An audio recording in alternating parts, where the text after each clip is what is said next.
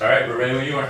I did a video one night with that, and I was like, wah, wah. I'm like, who's so sick and tired of those guys in your firehouse? Right? I got so many messages on that. They're like, oh, it was so good. We recording 7? Yeah. Whoa. Hey everybody, it's Rob, National Fire Radio. Do the clap again. That's No, that was perfect. I like that. Fuck it. Be a bitch. just do the clap. You cursed them. Wow. Hey everybody, it's Rob, National Fire Radio. I'm sitting here with Jeremy and Tucker, and we got our friends from the Hook&Can with us tonight in the studio, Chris and Nick. How you doing? Chris. So let's begin. This is gonna be a wild ride. This is our first time in a new studio space, so buckle up, hang on. Exits are here, and here, and your seat will not float. Right.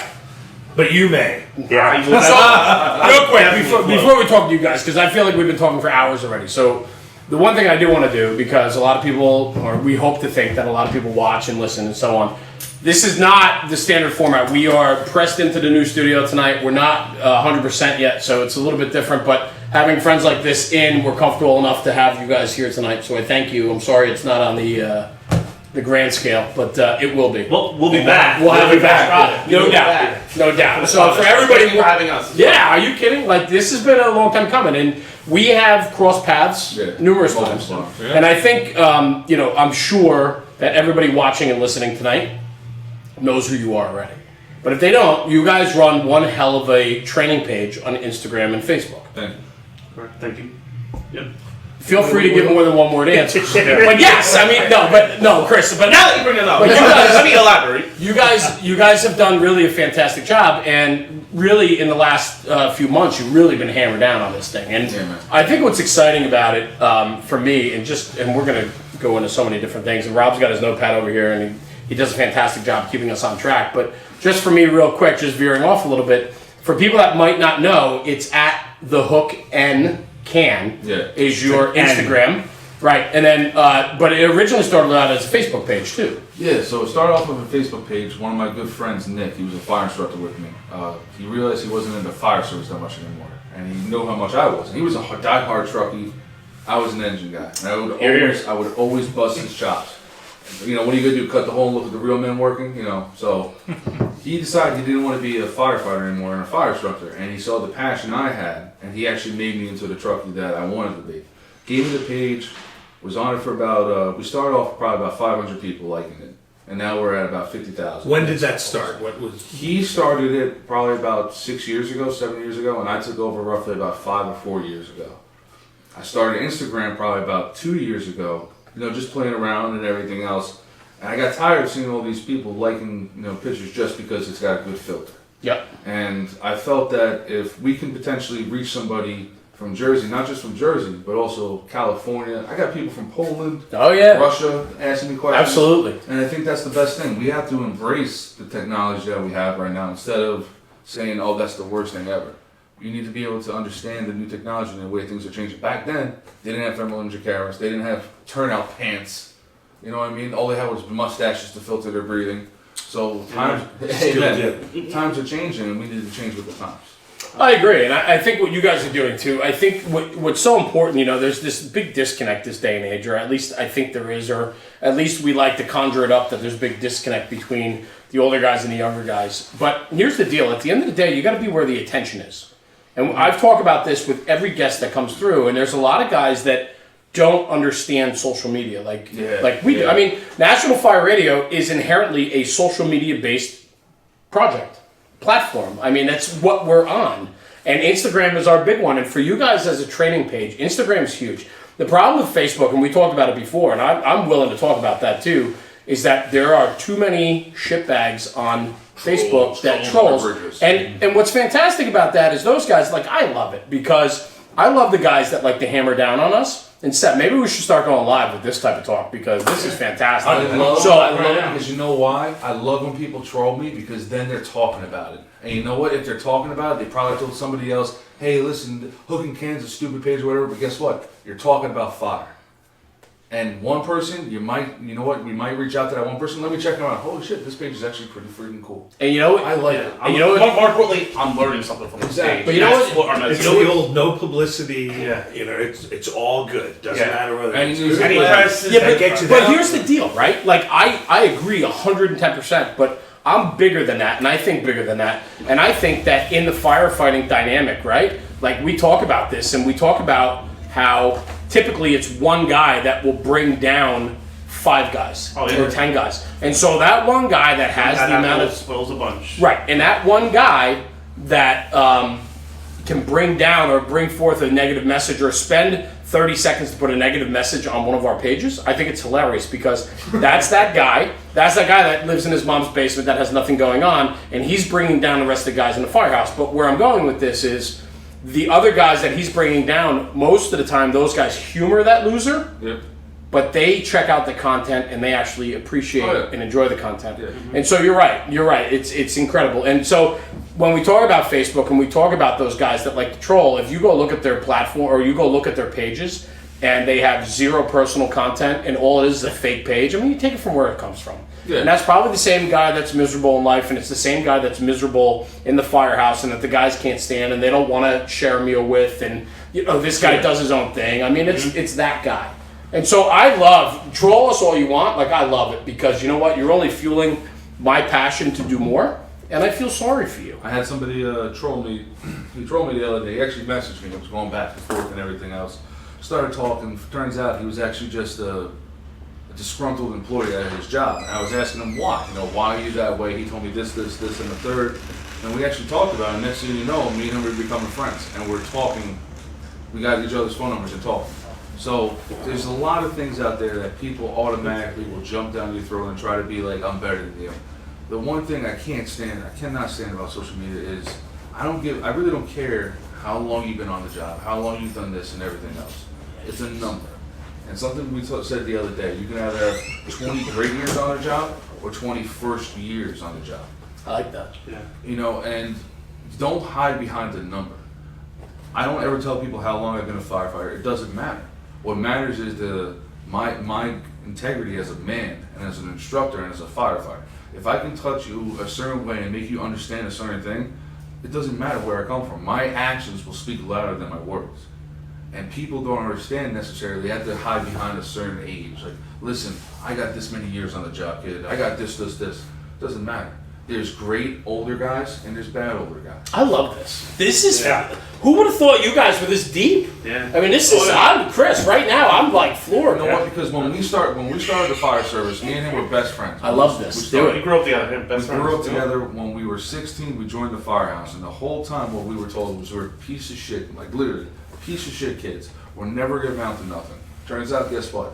We're both career firefighters. We're both instructors, and we're both doing it together. So, But did you amount to anything? yeah, right. Still debatable. They're young. We took what they said, and you know what? We always told That each fueled other, us. It fueled us. You know That what? We're fueled gonna us. prove you We should wrong. have said. Yeah. We're gonna prove you wrong because you know what? And now the guys who told us we're gonna never amount to nothing, what are they doing with their lives? Not a damn thing. I love Well, And you know what? And the best thing is they follow us now. Yeah. And I love that. Like, great job, buddy. You don't know who's Yeah. running now. I guess now they're gonna know who runs it, but they didn't know who was running it.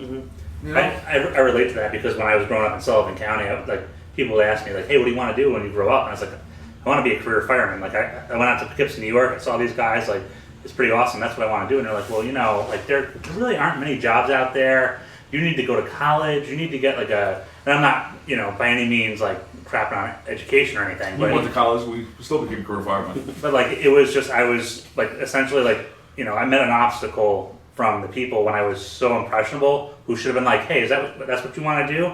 What can I do to help you get there? Exactly. Me and him were talking. We were literally talking about that today. Yeah. So, the one thing in the fire service that we lost is busting balls and being a dick. There's a big difference. When I first pulled up, you were busting my balls. Right? Without a doubt. You were Hands busting my down. balls. However, let's just say for some reason, I'm teaching you how to do search. I'm teaching you to crawl and everything else. If you screw up, instead of being like, ha, you see Jeremy, he's an idiot, I can't believe he fucking did that. No, why don't we work together? Jeremy, listen, why don't you try it this way? potentially this might help. Here's another. I understand you're doing it that way, but here's another method. There's no Here's another tool for your toolbox. There's no reason Try to knock this way, people and then down. go with whichever way you like. There's no reason to knock people down. And I talked to you a while ago. Sure. And you actually brought me up, and this is why I'm doing this right now with my face. I love it. And I was wondering which face you were using. I was actually gonna get glasses with the nose. Jekyll and Hyde What over you- here. what you said is the bottom line, man. We need to And work that hat did together, turn and we need to build ourselves up. So when you start belittling somebody just to make, Let him go, he's on a roll. especially when you belittle somebody to make him laugh at your expense. Well, so that's right. a dick move. So what I think too, right? I mean, call it what you will, but I think part of the issue today, right? And this says nothing about generational gap or where you come from, or it's just in general. People are losing the lack of being able to talk to one another or confront one another with respect. And when Fear of guys, conflict. Voice wise, Right. Don't do it like this. Hey, well, hey, true, true. true, but even in the firehouse, right? Like, there's a problem. Let's confront the problem. Like, let's not make the fire service. The fire service is perfect for this. The fire service. There's an issue. We don't want to address the individual that it's about, so we'll make a rule so that Broad brush. right. Yep. So we'll make a rule. Now he can't do what Yeah. bothers us, but now it hampers everybody else from doing something similar or something. So the issue is this, right? Like, we're all men. There's women in the fire service, but when I say men and when I say brothers, I just talk about the fire service, right? We're all men in the firehouse. Like, put your big boy pants on. Yeah. Like, it's okay to have a disagreement. I disagree with people all the time. I'm an opinionated guy who I'm the type of guy that is very much an A personality where it's my way unless you can prove to me and show me that your way is better. But you have to put up to show me that it's better. And if it is, and you can educate me, I'll sit back and be the best freaking student But that's possible. right? right? Not necessarily being like a douchebag. That's like Correct. for example, like I agree. How me and him search is completely. Me and him go back and forth all the time. Right. But how me and him search, it's just how I'm used to it, how he's used to it. And if he argues with me and teaches it to me the proper way, there's nothing wrong with it. Guess what, Nick? Thank you a lot. Now I can do this too. There's so many options you can do. Everybody always concerned with this is how my department does it. This is how my department does it. You got to do it this way. No, dude. If it works for your department, guess what? I don't When- care. when I came Demographics in- are different, also. So people always need to keep that in mind and take that into account. You know. When I came into fire service in the career side, we had a captain in Poughkeepsie. We called him Parking Lot Dave. Well, the guys that I would never dare to call him that, but Captain Dave Sipes. And one of the things that I really grabbed from him in his years of experience was that he said, "Listen, man, like there's a D, all right, and that's your objective. You got to get to that D. I don't care if you do ABC, CBA, you know." I don't want your BAC involved, but like whichever way, you know, you get it, kid. Like as long as D gets there and it gets done and it's safe and nobody gets hurt, we're gonna be happy with that result. Damn right. And that's, you know, like I said, it's just adding that tool to the toolbox. And But getting it I out think there. it's also too. It's like the thick skin, right? Like, you know, we have some like hard hitting guys that are going to be coming through here in the next few months. Not that you guys aren't. What I'm getting at is this, right? It's like, I mean, Chris, you're a little sore. I mean, we'll talk about it. We'll talk about it. You know, today's Talk about that. you know, we'll talk about it. You are soft. But my thing is this, right? Like, this is a tough job. And we've talked about this on many different levels about, hey, it's a job, it's a blue-collar job, it's a physical job, you're going to get hurt. You know what else is going to get hurt? Your feelings. And somebody's going to step on your schwanz, right? Yeah. And somebody's going to get one up on you. But you know what? Suck it up. Like, we have to, at some point, have some thick skin where it's like, you know what? Somebody's going to talk down to me in the passion of the minute or something. You know what? Write it off. Talk to the guy 20 minutes later when tensions calm down. Let's not throw a vendetta or let's not go after them. And what happens is a lot of times now is people don't know how to confront conflict. And this isn't just a fire service. This is life. This is life, right? So, but the thing is though is what happens though for us is like our job inherently relies on our brotherhood and our camaraderie. And when that can be rocked, when that boat rocks because we have a guy that's a little more sensitive or thin-skinned, right? It's not like corporate where we work in cubicles. I mean, this is a job where I trust you and you trust me, and you and I could almost go to punches in the back parking lot, but in 5 minutes later when the bells go off and it's a job, I still trust you 100% of the time. Absolutely. The problem is that we're getting away from that. But, And but we- with the old hazing and so forth that used to go on, you could weed out people or at least find out where their tolerances were. Yeah. And then when you took them into a building, you'd know, I'm not sure if this guy can go all the way with it. So, but you one felt, big you crack know under that pressure. going in though. Yeah. Or you'd have that ability to say, Tucker, stick with me. This is going to be the Yeah, real yeah. deal. And that simple communication would say to the guy, all right, you know what? I don't know what I'm getting with, but like, Rob's right with me here. I'm That gonna 2 be seconds yeah. of verbalizing that, But- but now I'm like, all right, let's go. But those whole things that go on at the firehouse of, jabbing at somebody lightly, you see where they're going to come back But to here- you. but- And but here's- then you know where we can go with that. So let me- in a real Yeah, job. no, So- I respect that, but there's also we understand that there needs to be a difference between busting balls, Right, and this- being a straight dick. Like, Yeah, if your mother or a family member just died, be like, oh, I guess she's not gonna be sleeping well tonight. You know what I mean? Like, and I've heard shit like that. There's a big difference between. But that difference comes down. One of the biggest things that splits the hairs in that difference, because a lot of times we walk that line. My best friends, we can walk that line, right? But the difference comes down to, and I think the biggest thing out of all this is respect. Yeah. Right? If I respect you and you respect me, and we have that mutual respect where we are brothers and we are comrades, and we share all of this.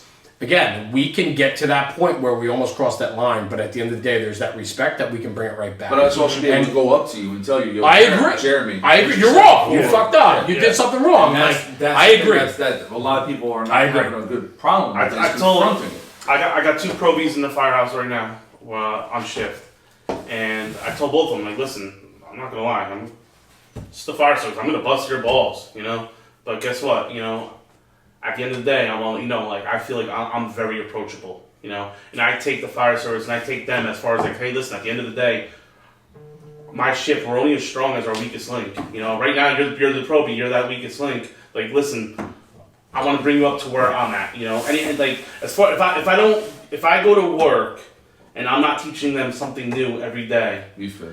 then I'm not doing my job at work. As far as I'm concerned, I'm not doing my job. I love that. And let's segue into that a little bit, because I think that's important, right? So not only are you teaching you guys the hook and can, right? I mean, you guys, it's made up, not just you two. There's other guys involved too, right? Correct. Yeah. Correct. So Yeah. it's a group of guys that have this incredible passion for the craft. Absolutely. Yeah. And that's why you do what you do, and that's why you're sitting here tonight. And I'm honored to have you guys here, because you guys are doing really good things, and I see it every single day. And before we went on camera, where we talk about, you guys are making a difference. Same with us. Like, I get direct messages every single day from people all the time, over, all the right? time, man. It's all day long. I love it. And it's like, it's so, on one end, it's humbling, but really like I'm overwhelmed with it sometimes, right?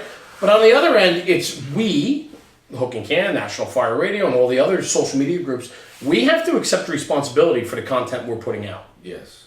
right? And so where I'm going with this, Nick, you just said like, hey, when you go to work and your probies, or even the younger guys on the line, or maybe even the older guys, you need to pass forth a nugget of something every single day. Correct.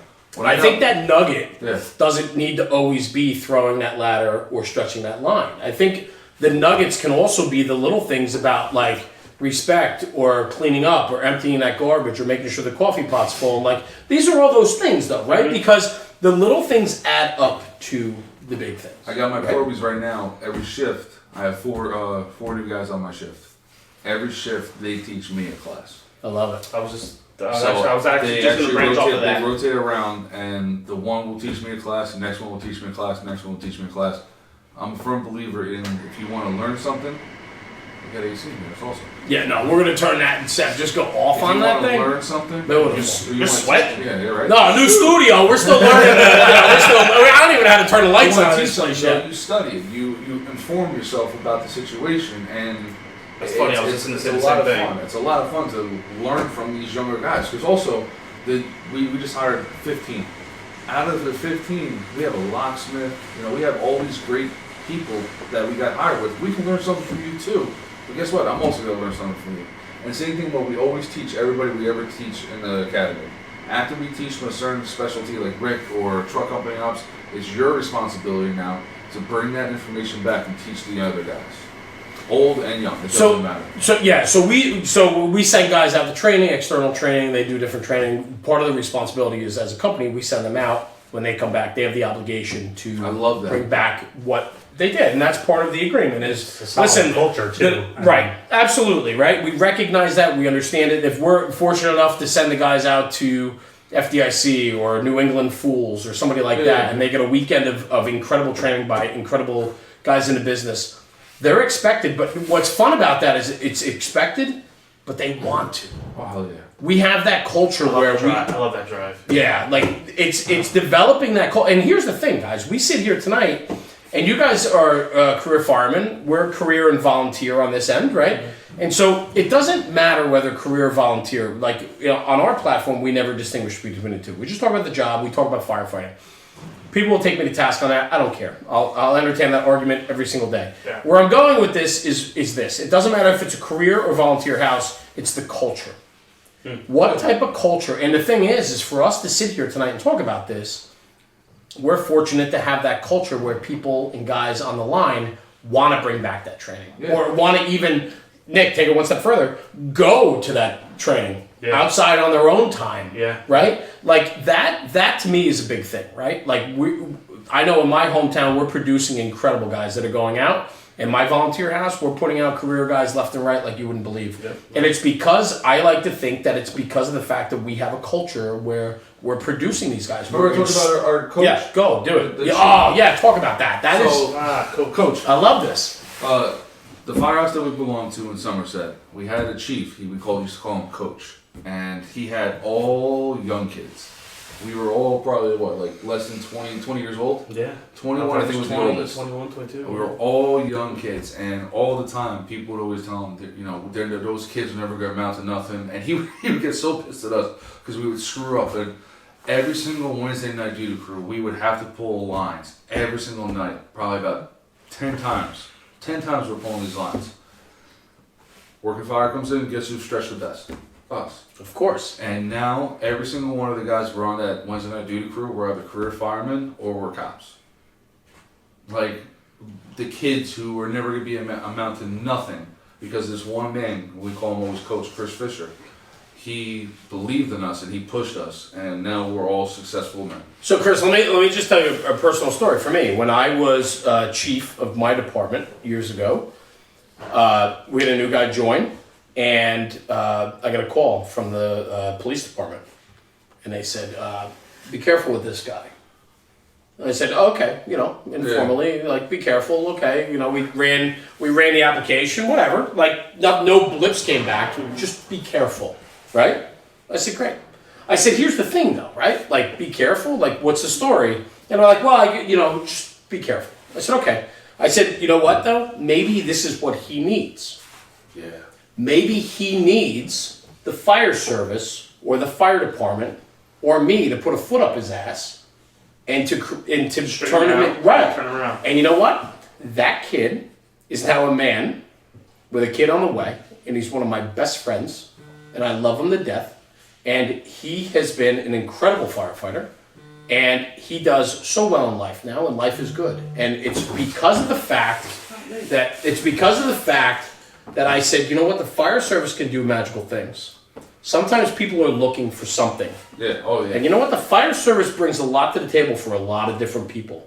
It doesn't matter what walk of life you come from or where you are, but it's the value system, it's the morals, it's the ethics, it's all of that, right? Mm-hmm. And with the right leadership and the right firehouse and company, you can instill those values into anyone. So this guy actually, I was in a, it's not funny, it's funny now. I was in a No, it's very much funny. I was in a dark place when I was younger. I was in a dark time. Very dark time. And doing dumb shit and everything else like kids do, but I did a little bit extra. And I remember one night, we got into a fist fight, and he actually got on top of me and was ready to plow me in the face. And he said, "You're going to lose the firehouse, you idiot. Is that what you want? Opportunity missed. Is that what you want? You want to lose the firehouse?" I know. Was this last night? It was this last night. But 2 nights ago. It opened up my eyes and realized, you know what, shit, if I were to keep on going down that path, I would have either one, been arrested or dead. And for what he said to me, it really opened up my eyes, and that's why I love the fire service so much because it's something that it keeps me a straight arrow, it keeps me going, and it keeps me in the right direction. And if it wasn't for that, I don't think I would be here talking to you guys right now. Yeah, and I mean, and to branch off of that, the Chris Sorrentino that I knew growing up when we first met as friends and everything, Crazy. and the Chris Sorrentino I know now, the firefighter, is goddamn. I mean, he's one of the best goddamn firefighters I know. You know, I'll fight the fires to hell with him. When we volunteered together, I mean, my left hand man. You know, and to watch him on fire, like Chris is there, I gotta get there.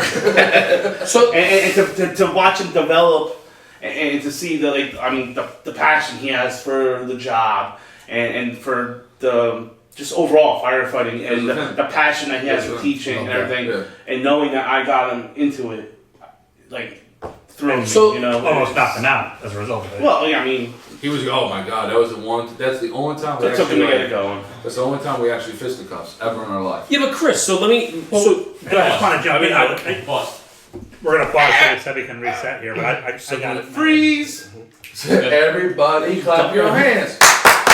That just happened. That was fantastic. That did happen. That was fantastic. So the awesome thing about that though is that you Wait till you guys, see it on there. you guys had that issue. You went to fisticuffs, but you're still friends. Oh my god, And that's that's just a huge message to people that, like, because I think so many times now people disagree with somebody in order to be like, hey, you know what? Screw you, Chris. You don't agree with me. I'm done with you. Bro, we had gotten into an argument this morning. Yeah, like over shit, and that's the You one. stormed away like a little girl. No, I did not storm away like a This is the way girl. from the heart. I was gonna knock you out. But we disagree about so much shit all the time. But the thing is, after we disagree, we also see a certain point. We understand that his perspective, and we understand my perspective. And we never said your shit's stupid, my shit's stupid. We just agree the fact that know what, it's different. So let me just That's go. something's gonna agree to disagree. Let me just take this somewhere because we've never talked about this before, and it just dawned on me. Is like the fire service inherently is made up of A personalities. Yeah. You have to, right? Like this is just dawning on me now, right? Like as I sit here and you guys just told that story, this is fantastic because you're putting so many thoughts and ideas in my head now. But if you Because his jazz hands, he's like, they were like, hey, we're Italian, but he's sitting over here. whoa, he's with the Italian. How many fingers do you talk with? You got 5 fingers. Oh. But where I'm going with this is, every fire academy, and I've heard you guys talk about it, where the difference between actually going through the academy and then the street stuff, right? Yeah. But at the end of the day, they always teach partnership and they always teach, working teams and all this nonsense, right? Yeah. And at the end of the day, on the true fire ground, when you're rolling up with a 4-man engine company, guess what? You don't have a partner. You have a job. Yeah. Go do your job. When you're on a 3-man truck or a 4-man truck, you have a job. Yeah. You don't have somebody holding your hand. So you got to go do your job and you're expected to do your job, right? So where I'm going with this is the fire service, the guys that excel are the A personalities. They are. They have to be. Yeah. We are the guys. Like I am 100% A personality. I am really. Jeremy from National Fire Radio? This guy? Jeremy, National Fire Radio. So, but where I'm going with this is that will always bring conflict outside of doing the job. Yeah, man. Because it's your opinion, and we're all strong-headed, and but we find that mutual respect. And that's the most important thing, and I can't stress that enough tonight, like just where we went with all this, is like, so many people have gotten so soft. You know what? This is the fire service. You have to get tougher. Yeah. You have to be able to deal with it. And I'm not saying, listen, I'm not talking about, all the bigger stuff that like really needs to go up the HR chain of command. I'm talking about, you know what? You get your balls broken. So you're going to have your day to break balls back. Or people are pushing your balls, they're trying to push you forward. Right. Because you have potential, and we want you to get there. Or if you go to a good job and hey, you messed up, like you own up. Like, Let's hey, talk about it. Let's talk about it. Hey, kid, you did a great job. Maybe you vented that window too soon. Or hey, you did a great job, but this is what I would have done different and all that. Okay, cool. And now you branch off that and you learn from that for next time. Right. I don't think there's ever been a fire that I've been to that I did everything correctly. Oh no, yeah, no, definitely. And- Not you? Yeah. No, but think about that. Every fire I've ever been to was always something small. I'm not saying dramatic, like I completely screwed up the house and the house burned down, but I'm talking about Maybe I should have got off the rig and grabbed this 8-foot hook instead of the 6-foot hook. Maybe I should have vented this window first instead of this window because my search team was going in. But every single fire I go to, I get better. Every single call I go to, I get better. Correct. And the problem is, if you're just one of those departments that sits in the rig, I got a great senior man on my truck. Great senior man. Anytime we pull up on an AFA, hey, B, you ever see this building before? Nah. Yo, Luke, we get it now, right now. No problem, go ahead. He's the senior man. Whatever he wants, guess what? It happens on my shift. And if he wants to look at that rear building, guess where we're going? We're going to the rear building. I love that. I love that. And I it's great, man. It's absolutely wonderful to but have that. I think what that does though is, how many years are you on the job now, Chris? I'm only on the job for 4 years. It's fantastic because you bring forth a bigger presence, and this is like what you were talking about is like, doesn't matter how many years, matters how good your years, right? Yeah. And so like to me, I think that's incredible because you have so much still to give, right? You're early in your career and you're going to have countless guys coming up behind you that you're going to be able to shape and craft. And if that senior man that just passed that on to you, and when he steps down and you're going to be able to take over that role, what he instilled in you, you're going to instill in them. And I think that is That's 20 years from now. that's 20 years awesome. from now, Tons is going to be that guy in the back of the engine. Oh, hopefully he's riding the front seat by then. But 20 years from now, Tons will be in the back of the engine. If not, going, hey, Blue, we're getting out. We're going to go check this building. I've never been in this building before. I love that. That's awesome. I love that. And that's the thing we were actually talking about. You know, there's a lot of people nowadays that say these the kids, the younger generation, everything else, they're nobody. They're not good for anything. We as instructors and senior firefighters who are the instructors are failing them. We need to say So can we talk about that? Let's talk about this. Okay, let's do it. I want to. I mean, because Chris, I think where you're going with this, I had some thoughts today. I did a little homework on you guys before I came here tonight, and I still have an outstanding bench for it. That's not true at all. Don't worry about your jail time. Don't worry about all that. I mean, that's not. No, I'm kidding. They said that would go away. Well, we have a new studio. Nobody will be able to find it. Yeah. Listen, where I'm We're going. still in Midland Park. Where I'm going with this is very simple, and then I'm going to let you go loose on this because you guys. Let's talk about the hook and a can. You guys want to be able to start doing classes, and you want to start. You guys are already instructors, right? Yep. So you're already teaching, and you're molding the next generation of firefighters, and then the guys that are in the job that love the passion and craft are coming back for more, and you guys are giving more. But you want to do more of that, and so we want to promote that. But I have my views on today's fire academies and so on. I want to talk about this. I think it's a fantastic opportunity. So Chris, start rolling, man. Like, where do you want to go with this? All right, so with the newer generations and everything else with instructing, a couple of things that have always come up to us is how to, stand and deliver. How do I reach these kids? The biggest thing is what we need to understand is with the younger generation is they're looking for stuff. They're looking for expertise. They're looking for that passion that we had. When we first started the fire service, we were the same thing. We were the kids. They thought we were never going to amount to nothing or anything else. All we needed was one good group of guys. Remember them? One good group of guys that said, you know what, we were the kids one time too, and we believe in you. And that's the black sheep. That's all we needed. And whenever we teach, we always teach with our heart out. Our heart on our sleeves. We express how much we love the job. We express how much this job means to us and everything else. And instead of belittling the newer generation, which I find a lot of the senior firefighters are doing now. Amen. I agree. Keep going. Go. I don't care how you feel about that if you are a senior man. When I feel that they say these kids are never going to amount to nothing, they don't know anything. Well, instead of bitching about they don't know anything, or instead of bitching about they don't know how to throw a ladder, how about we teach them how to throw a ladder? And you know what, better yet, teach them your way. Because when you're gone in another 5 years or 2 years, and then you're dusting or in the ground, guess how your name's going to live on? That kid who you said was going to amount to nothing is going to remember you for being that guy that taught him everything. And you know what I love about all this is the fact that you have the passion behind that, and you can say firsthand that was you.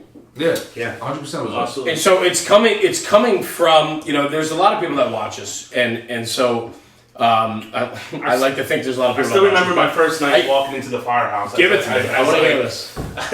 My first night as a volunteer, I still remember my first time walking into the firehouse and being like, what is all this stuff? Like, I have no idea. I'm fresh, Granted, I kind of grew up around the firehouse. Dad used to bring me down when I was little. He used to run his fire calls. So 4 that's years, what 5 started years old. drawing you down as your father. yeah. Well, oh, and he was a cop, so. So that, like I said, he was drawing you down. Yeah. Set me up for disaster right from the beginning. But At least you took the right test. I did. I took the right path. Thank God. He scored high. Hi, Dad. But yeah, I mean, like I remember him bringing me down to the firehouse. Like I pretty much grew up around the firehouse. You know, I remember him bringing me down there, and I'm scrubbing the shitters as a 5-year-old, thinking it was the greatest thing on earth. I look back at it now, I'm like, you set me up, bastard. Without a doubt. But I still remember, like, my going in there and guys showing me, like, hey, this is that. I'm like, wow, you know, and just the memories of that. You know, now I'm that guy teaching the kids. You know, I remember that first day like it was yesterday. I remember my first fire like it was yesterday. You know, it's the little things like that get instilled on you, and you know, like I said, like my Probies now. You know, I can imagine like they're gonna have the same. I think as far as like their first shift in their firehouse, you know, they're always gonna remember that first shift in their firehouse. So you know, I'm constantly hitting them with stuff and everything. You know, hey, here's a binder with pamphlets and stuff that I've taken classes over the year. Here, read this one for our shift today. Read this one. You know what? I want you to come back and tell me about it. Teach me about this. You know, and that's what I like to instill in my guys. I think real quick, I just. You know, Chris, you guys both hit on it, but my thing is this, right? Like when we talk about the Fire Academy and we talk about the newer generation, I think it's such an easy, and Chris, just to kind of parallel where you went with this, I kind of think it's such an easy cop-out for the guys that are instructing today to not to have to put in more work to educate today. 100%, man. And here's the deal, right? Like, yeah, okay, things are different, times are changing, but never in history has the time changed as quick as it's changing today. Oh, yeah. Right? The cotton gin was the biggest invention for 30 years. The iPhone's changed from day one. I mean, I had a Nextel, before that I had a beeper, right? And a lot of people that listen to this don't even know what the hell a beeper is, right? Yeah. Like, so the thing is this, technology is changing so fast, and so are the people. Yeah. We have to find a way. When we first rolled out National Fire Radio, I did one of my first 1-minute Sunday night clips was talking about the senior man. And I put out a clip and I said, are we failing as the senior man? Yeah, I remember that. We have a responsibility, whether the senior man or an officer or just an older guy in the company, we have a responsibility of finding a way to get through to the new generation. Exactly. And every generation, listen, the greatest generation ever was the World War II generation. Yeah, absolutely. Those guys are as hard as nails. They work 12 jobs to keep their family, to keep their wife home and their kids clothed and fed. Mm-hmm. And those guys worked and still find time to be at the firehouse. Yep. Right? They are the greatest generation. You can't tell me that the next generation under them, they were like, oh, these guys are great. No. Everybody shits on the next generation. Yeah. Oh, yeah. It's just what we do. The problem is that things are changing so fast that the fire service is playing catch up. And even in the regular world, I mean, I have my son, my stepson, but he's been mine forever. He's 25. He lives in Hoboken. He works in Manhattan. Like, he knows more than I do. Yeah. And for me, it's like, I'm trying to keep up with him. And so this is a very unique time. But we have an obligation. And my problem is, and where I was going with the whole instructor thing, and I was talking about this, was part of my problem is I know there's a lot of academies that have instructors that aren't even riding firefighters anymore. Hold on, because I'm not trying to be a douche. No. Listen, where I'm going with this This right? is what I preach all the time. Look at you, you're ready to fall over. Oh God, you have no clue. So This is rampant. We call them concrete cowboys. Concrete cowboys are people who've only seen fire at fire academies, and that's it. Concrete cowboys. The thing I got a problem with, first of all, I never say career or volunteer. I don't give a shit about that. Right. All right, number one. What I care about is if you want to be an electrician, if you want to learn electrician, become good with electric, who do you want to learn from? Do you want to learn from somebody who sees it, touches it often and good amount? Or do you want to learn from somebody who does it maybe once a month? I wonder who. So why are we allowing fire instructors who, one, don't see fire or ride on a fire truck to teach the youth? Right. or involved in the new studies and So, everything else. That pisses me off. I've seen instructors that are like, We have good instructors at our place. yeah, I will say I've that. seen We have instructors good where at ours. like, hey, I'm teaching a truck company ops class. You don't have a Cool, truck. Awesome. You ride an engine. The 2 firehouses you're on, neither of them have trucks. So how the hell are you gonna teach me how to be a So truck? go ahead, We you ride trucks. teach me trucks. So- go ahead. So let's take this somewhere, and this is where I was kind of segueing to this, right? Do it, Because man. let's talk about this. You guys are a training page. Yeah. You are reaching today's younger firefighters inherently on Instagram, and Facebook is aged out, and it's primarily like 30 and up now. But 30 and under, the real old people. Tucker, you don't even know how to. know Tucker's still doing Morse code, but Yeah. we'll talk about that later. But that's something that Jeremy, people should you did ask us know. about Absolutely. MySpace the other day. So. MySpace, yeah, that's right. With Instagram though, you can actually see the age brackets that you have. And Yeah. my following is predominantly between the ages of 16 and 32. Absolutely. That's predominantly my age group, and countless times. And if they're listening right now, listen. I love talking. I get messages all the time. I love talking. I do too. love talking I love to it. firefighters. I love it. Especially when they ask you for any kind of help or anything else, because you know what? We were those kids when we were younger that we wish we had a voice to talk to, and nobody was ever there to Right. fucking talk to us. So you know what? If we gotta be that voice, by all means. hit us So up. okay, so great, and this is where. But there's going with always this. been that barrier, because I had that barrier too. We've all had it. Yeah. I think it's stronger Common now thing than ever, though. Well, in my day in the volunteer house, it was more or less, well, they're just going to take my job if I show you. Especially the Knowledge is drivers. power. Right, the drivers. Oh, I can't teach you how to drive. Or you're too young to drive. Yeah, but what happens if nobody shows up What at if the you don't firehouse? show up though? Right. Yeah. Who's going to bring the rig there? Oh, well, we have enough drivers. And that was always the thing. And, part of it is giving up the job. It's not necessarily just, I want everybody to be, but, I still have a little thing that I want to do, and If I could that's just where see a lot those of guys and talk and be like, hey, yeah.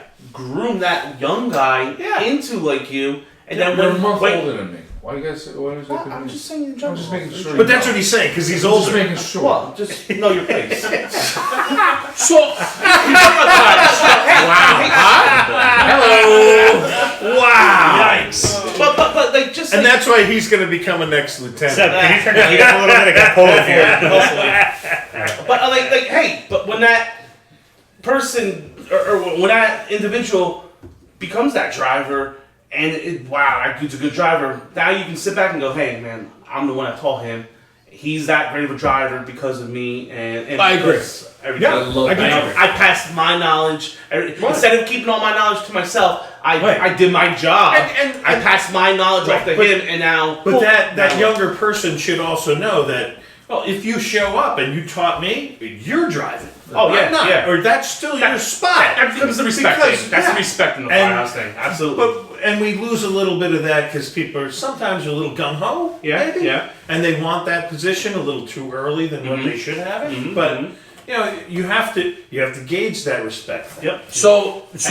I just want to jump in real quick too. Would you please I jump also, in? yeah, trying to, but I He got hasn't been talking all jazz night. hands over He's here. getting away from the hands. Jazz hands. What can I tell you? So when it comes to those guys, those senior people, and they're afraid of like passing that information on, I think that's also part of your legacy. And I look at people thinking of having a legacy of starting a family, but it's another offshoot of that. Exactly.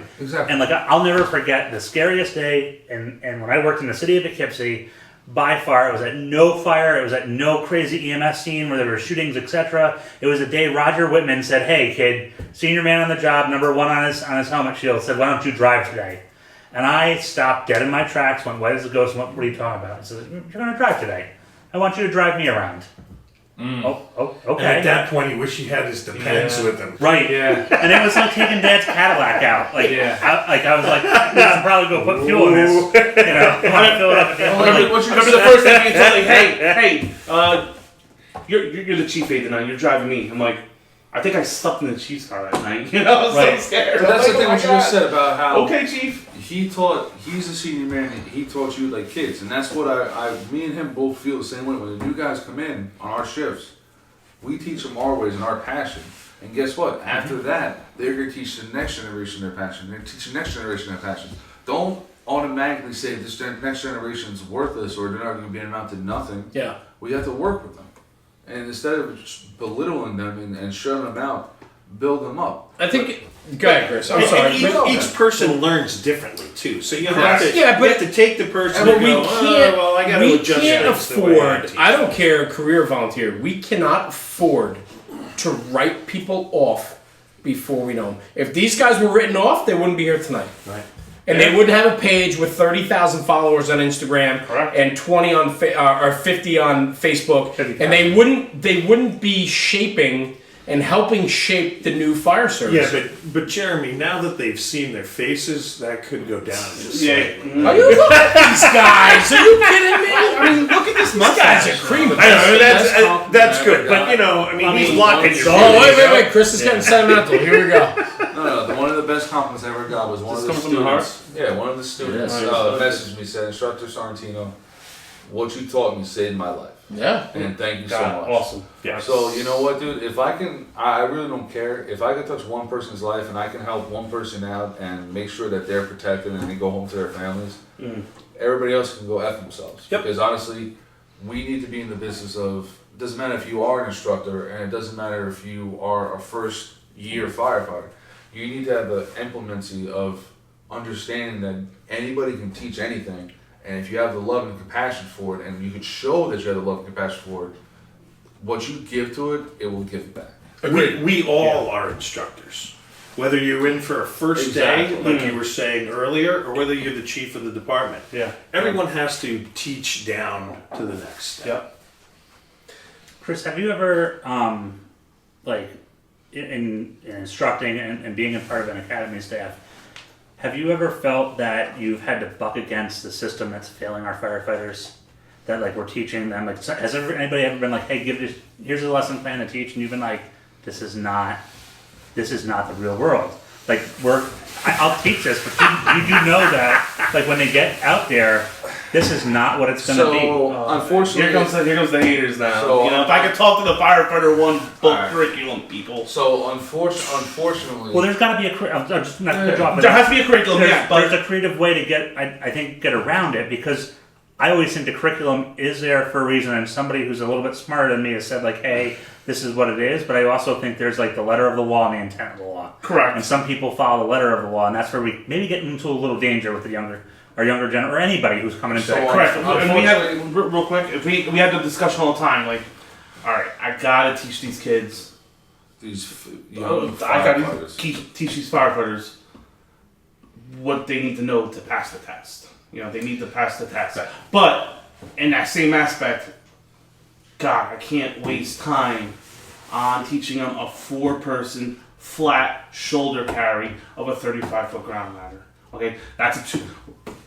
It's a one-person Hey, job. here it is in the book. Right. It's there, but guess what? That's a 2-person job in the real world. Okay, know that. We're gonna demonstrate it because you need to know that to pass the test. But guess what? Real world, 2 people Yeah. are throwing that 35-foot ladder. I've never carried a ladder with more than 2 people, and I've Correct. tried 45 before. Correct. Like, In the book, it's a 4-person flat shoulder carry of a ladder, and you're like, what? He didn't have a wooden Bangor ladder. So, Yeah, but you know what? But you guys, like, yeah, you instruct on the level. Yeah. At a county academy, you're instructing. Mm-hmm. But then you have you guys. I don't like listen. The book stuff, the ifs, the stuff, whatever you want to talk about, right? Like, it is what it is. So I've we talked- all know how important the informal training and the in-house stuff blows the book stuff out of the water, right? Correct. Like you Absolutely. said, you teach them to educate them to pass the test, and then we get them in-house, Mm-hmm. right? But this is where we're dropping the ball. Yeah. And this is where you guys, in your platform and what you guys bring to the table is important. When the person, I want to teach somebody when the person gets into that situation, I don't want them to go to chapter 4. I want them to go to the last 4 times they did it. Hell yeah. Amen. That is the best part of the night Yeah. so far. There might be more coming out of this guy. I don't know. I gave him that. Probably not, yeah. but that's dead on, and that's where I'm going with this. Chris, run with it, man. Like, So, Yeah, top that. no, the bottom. Seth, I clapped. Cut that out. We need that Instagram clip. Go ahead. The biggest How we thing doing? We is- good? Yeah, we're good. Okay. The biggest thing is that all instructors across the board that I've talked to from all different places, they always say, and unfortunately we have to do this as well. Listen, this is what the book is, but this is how you're going to survive in the streets. And there's always going to be a disconnect no matter what anybody does between the book and Firefighter 1. Unfortunately, different academies throughout the state of New Jersey and throughout the world for that matter, don't only go by what the book says and that's it. Now, their book actually contradicts itself. And I really don't give a crap if I piss off the book people because you know what? I'm making sure my people are alive. You're not. You're just caring about the money. So, probies that came to my shift never threw a 24 by himself. How is that possible? I have a probie riding the truck right now. What do you, in your city where you run, how many guys are on the truck? Minimum 4. Minimum 4. Yeah. Okay, so you're throwing a 24 by yourself. I've heard. No, you are. No, Yeah, right. yeah. Go ahead. So go ahead. I didn't mean to cut you off. No. I'm just laying the land, Different like ones, laying, yeah. putting out When I'm context, running- right? When I'm yeah. running OV, Us is expected. Yeah, Yeah. absolutely. When I'm running OV, You're expected to do you're that. expected to fucking throw all the damn ladders out of that fucking tray, and that's it. You know what? And after I'm done throwing those trays, guess where I'm going? I'm going to the next new engine or the next new truck, and I'm throwing those ladders too. I'm gonna make it look like a damn spider web. I really don't care. But with teaching aspect is, and we were actually talking about this in the car up here. So it's always like, well, you have to teach this way in the book. Where is it tested like that in the book? So, for example, they teach you to crawl around on all fours when you're doing the search. And what I always do to every single recruit, I always put 2 fingers up. How many numbers am I holding up? What does it happen? Their bottle hits the air pack. You can't see anything. Can you see fire rolling over your head? No. Can you see the conditions over your head? No. So why are we teaching this crawling on all fours down? And what people will say is because they're not supposed to be going in by themselves yet. They're supposed to be going in with an officer and a boss. Guess what? Real world, guys. I roll with 3 people on my truck, minimum staff, and we're a career department. 3 people on my engine. There's times that I've stretched in by myself when my officer's doing their own personal size up. My pump operator gets where they are, at the pump. I'm doing all this by myself. Same thing with OV. I have to do all this stuff by myself. So how you gonna go ahead and be like, well, that's not the way it is? The other thing I got a problem with, Well, that's the real other world. thing I got a problem with the instructors is all academies, especially, we're career firefighters. There's career fire departments out there that maybe do this. When's the last time you ever saw 3 and 1 arrive at the same time? Right. So why are we doing that at a fire academy? And when we go up to live burns, why are we doing the same thing? Why are we always arriving with 3 and 1? I don't even care if everybody's at the firehouse at the exact same time.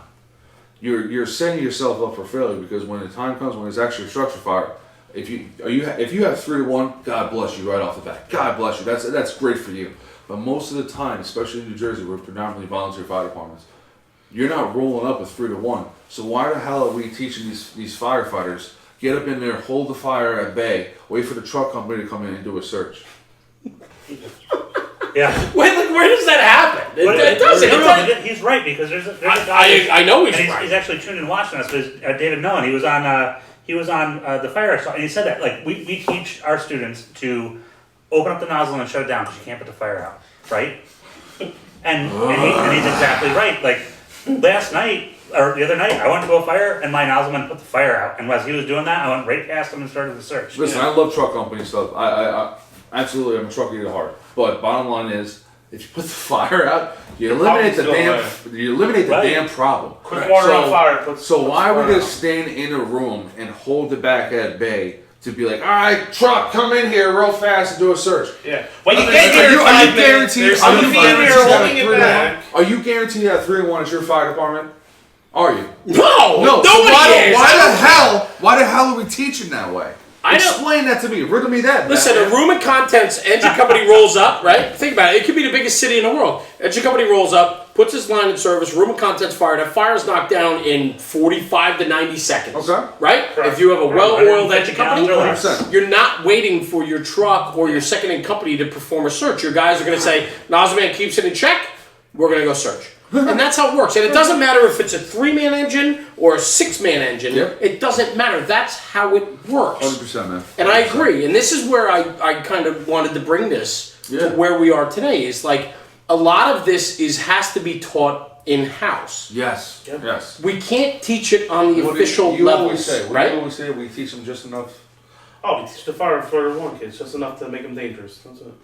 And that's true. And then it's responsive, and that's the thing. Think about that statement. But it's unfortunate. Chris, I agree. But It's unfortunate because now think what about we're doing that is statement. we're putting them in this situation that we're expecting them to go back to their respective firehouses and learn from it. And guess what happens when they go back to their respective firehouses? Not every single firehouse, but when they go back to their respective firehouses, these schmucks, all they care about is being at the bar or just getting in and getting out. They don't care about this new person who just learned a trade in a short period of time.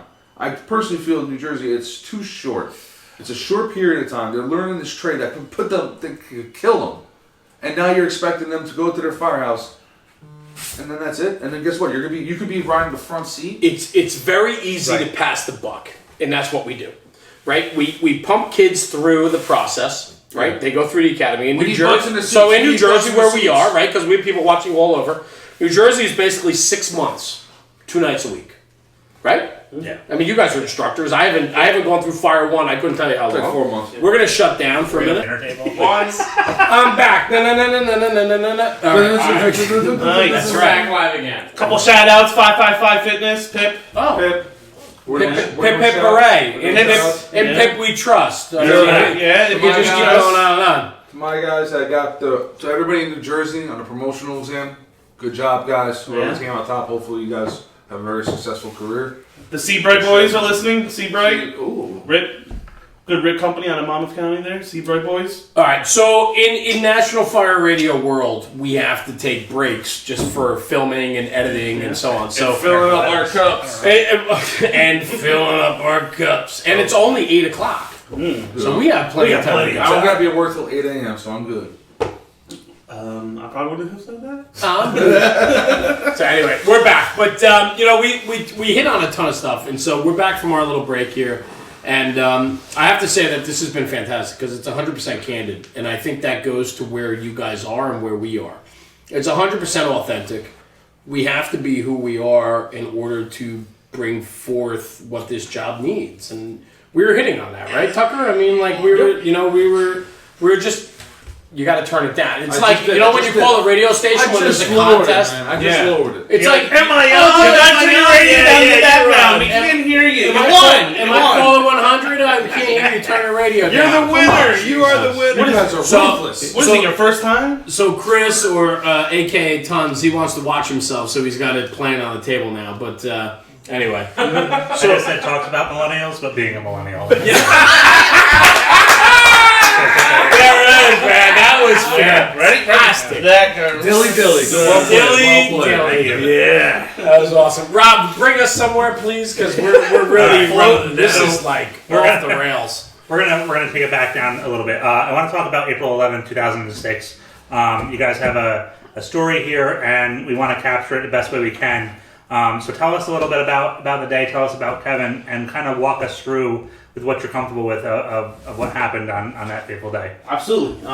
Salute. Hey, salute. Yeah. Kevin Apuzio. Kevin Apuzio, East Franklin Fire District. Absolutely. What year was that, Nick? Back in 2006. 2006. Kevin was one of those outstanding individuals. I mean, one of those kids that just lit up the room. Jesus Christ, like the smile that kid had. His smile. The love he had for the job, just everything about him. Like Kevin was one of those unique kids that he walked into the room lit up. He was the life of the party, and it wasn't a party until Kevin got there. And I remember the day like it was yesterday. You know, when it was it's over 10 years ago now. So maybe you could just bring us back. So a lot of people are probably not familiar with Kevin's story or East Franklin. We're talking about a line of duty death that Correct. you were directly involved with. Correct. And just for us, I mean, we've been going on and on for an hour now about funny stuff and going back and forth, and we're hitting on great content. But this, I think, is really something that I just, we're not the most serious platform, and we need to dive in and get so serious. But this is a story that I think needs to be told. Absolutely. And for me, I'm just a New Jersey guy, grew up in the New Jersey Fire Service. Tucker, the same. Like, just to hear the story firsthand, I think will do so much good. And that's what I found out of Kevin's story. I have found that like more good comes out of it than anything else, and that's what it's supposed to be, right? We learn from it, and then we take that and we love life. And so maybe Nick, you can just give us a little, little synopsis, a little rundown, so everybody can be familiar with the story, and then we can go on. Yeah, Absolutely. Please. April 11th started off just like any other day, real cliche, I guess, right? Got the call about 6 o'clock in the morning for, report a structure fire. Our chief got there, heavy smoke coming from the house. Actually, no visible flames at that point, just heavy smoke coming from our structure. And confirmed a working house fire and struck a second alarm, giving us mutual aid at that point. We got 2 rigs on the road real quickly. Our sister company got another rig on the road fairly quickly. I arrived, I guess you could say, kind of second, third due engine, and Kevin was my officer that day. I was in the back, I was hanging on. Another one of my buddies, good friend of mine, was wheeling the engine that day. We pulled up as second/third due engine and got put to work. As we pulled up, that first due engine had a line stretched at the front door, and they were just making entry at that point. This house was a small Cape Cod house, run of the mill, legacy construction, the kind of house that you want fires in. Sure. You're talking 2x10s, 2x12s, Right. solid wood. Absolutely. Buys you time, get in there, put the fire out, get the job done. Confirmed entrapment, husband on the front lawn. My wife was in there. Met up with my chief on the front lawn as we're walking up. The first line's making entry. Again, heavy smoke throughout. And a couple words I'll never forget my chief saying, hey, Nikki Apuzio, go in and get her. Sticks with me to this day. I'm sure. Chief had us vent the front right bedroom window where the victims were supposed to be. Vent for life. We vented the windows. And then, that's when we got told, Nikki Apuzio, go in and get her. I met Kevin on the front porch. We masked up, went in. Again, Cape Cod house. Went in about nice 10 feet, immediate right, and you're in the bedroom already. Right. First due engine stretched in with a hose line, and they made entry into the bedroom. They were having trouble forcing the door open, which the victim was behind the door. They managed to get the door open, find the victim, kind of passed her off to me and Kevin. At this point, you had a good thermal bounce. Down maybe 3/4 of the way down to the floor. Was it a bedroom fire? A room of contents fire, or was it beyond that at that point? It was beyond that. Okay. Beyond that. Okay. We started making our way out as an entire crew. Right. And it was kind of, I don't want to say funny, but Kevin was very big in the ambulance for Rutgers Emergency Services. Right. And was very big on getting an ambulance in the firehouse. So we knew he was gonna, once we bought that victim out, it was gonna be like, well, where's the ambulance? Right. It's not here. Right. Now we need one, kind of thing. So we were all making our way out as one. There was 3 guys on that first due hand line, and then it was me and Kevin who kind of followed that first hand line in. Sure. We were on our way out. We were dragging the victim. We had to grab. This all took place in probably from time called on scene to when the Mayday was issued was 7 minutes. Okay. We're on our way out. We get right in front of the front door, and the floor started to go into the basement. Wound up being a basement job. No indications really of it. Once it wasn't really like a trap door where 1 second the floor was there, 1 second was gone. It was a gradual collapse. Once the collapse happened, some of us managed to make our way out through the front door. Some of the guys did fall through the floor, and unfortunately on that day, Kevin, as well as the victim that we were trying to get, perished. So, just hands down, 21 years old, a guy, a true hero. I mean, there's nothing we would have done that day. I really would have done anything different. We went in for the victim, confirmed entrapment, got her on our way out. I mean, you're talking 7 minutes from the time of arrival to Right. Operational. Operational Is probably 3-4 minutes inside. Right. Absolutely. Yeah. So yeah, it's just one of those things. And for a while, I'll tell you what, I'll be honest. PTSD, whatever. I beat myself up over it for a while, a long time. Of course. And the one thing that finally really clicked in my head to get me going in the right direction again was when I heard that video in that speech given by Captain Metcalf from FDNY.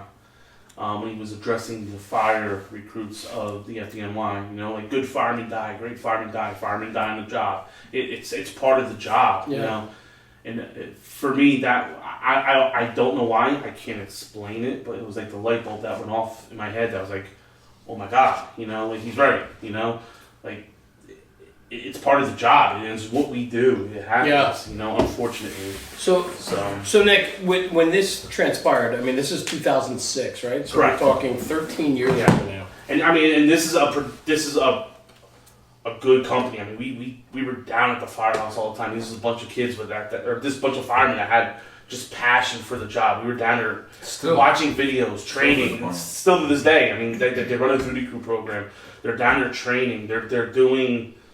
Like the guys, the firefighters are taking classes outside of here, there, all over the place, all over the country. They're going for classes here, there. You know, just a fire company that really just breeds firefighters. You know, they send guys, firefighters to career all over the place. You know, cops, firemen, all over the place. It's just a breeding ground for the trade. You know, and just a well-respected fire company. Yeah, and you know, it's just I sit here and we talked about this a little bit before we started because I wanted to make sure that obviously you were comfortable talking about this, and I think so much can come out of this for everybody that follows and listens and so on your page and our page and so on, because this is a situation where in the fire service we talk about line of duty deaths, and a lot of times people don't go back and read the NIOSH reports, and they don't read the actual reports about the firefighting and about the situation. And this is one of those situations, Nick, where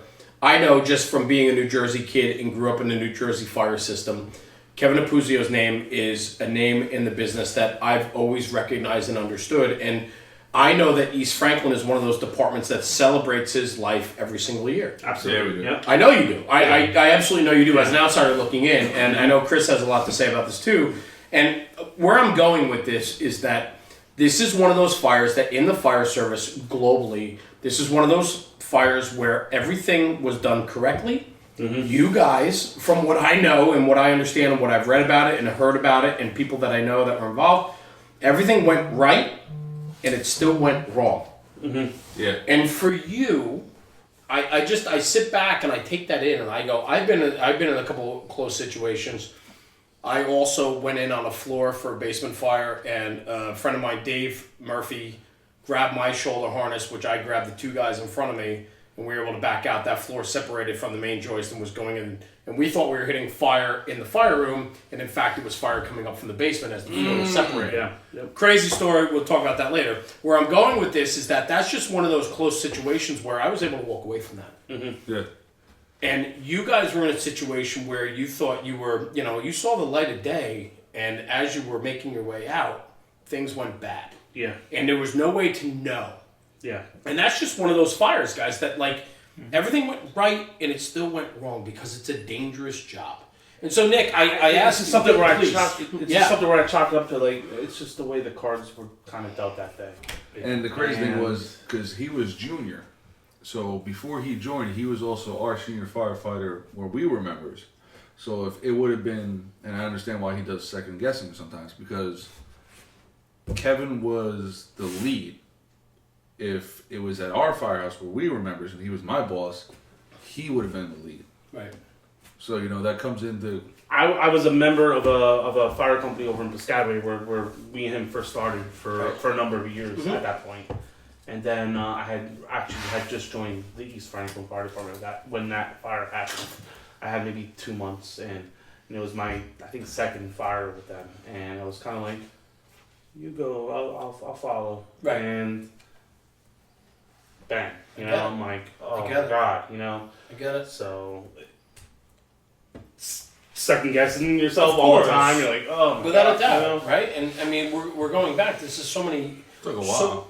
so many years ago. I Right? can tell you every detail of the day right now. You know? Without a doubt. Yeah. And there's no doubt. And I think every detail of that day has shaped you into who you are today. Absolutely. Yeah. And, you know, Chris, you said that you wanted to talk about kind of a side story because I think what's important about this is that we get that message out there that, you know what?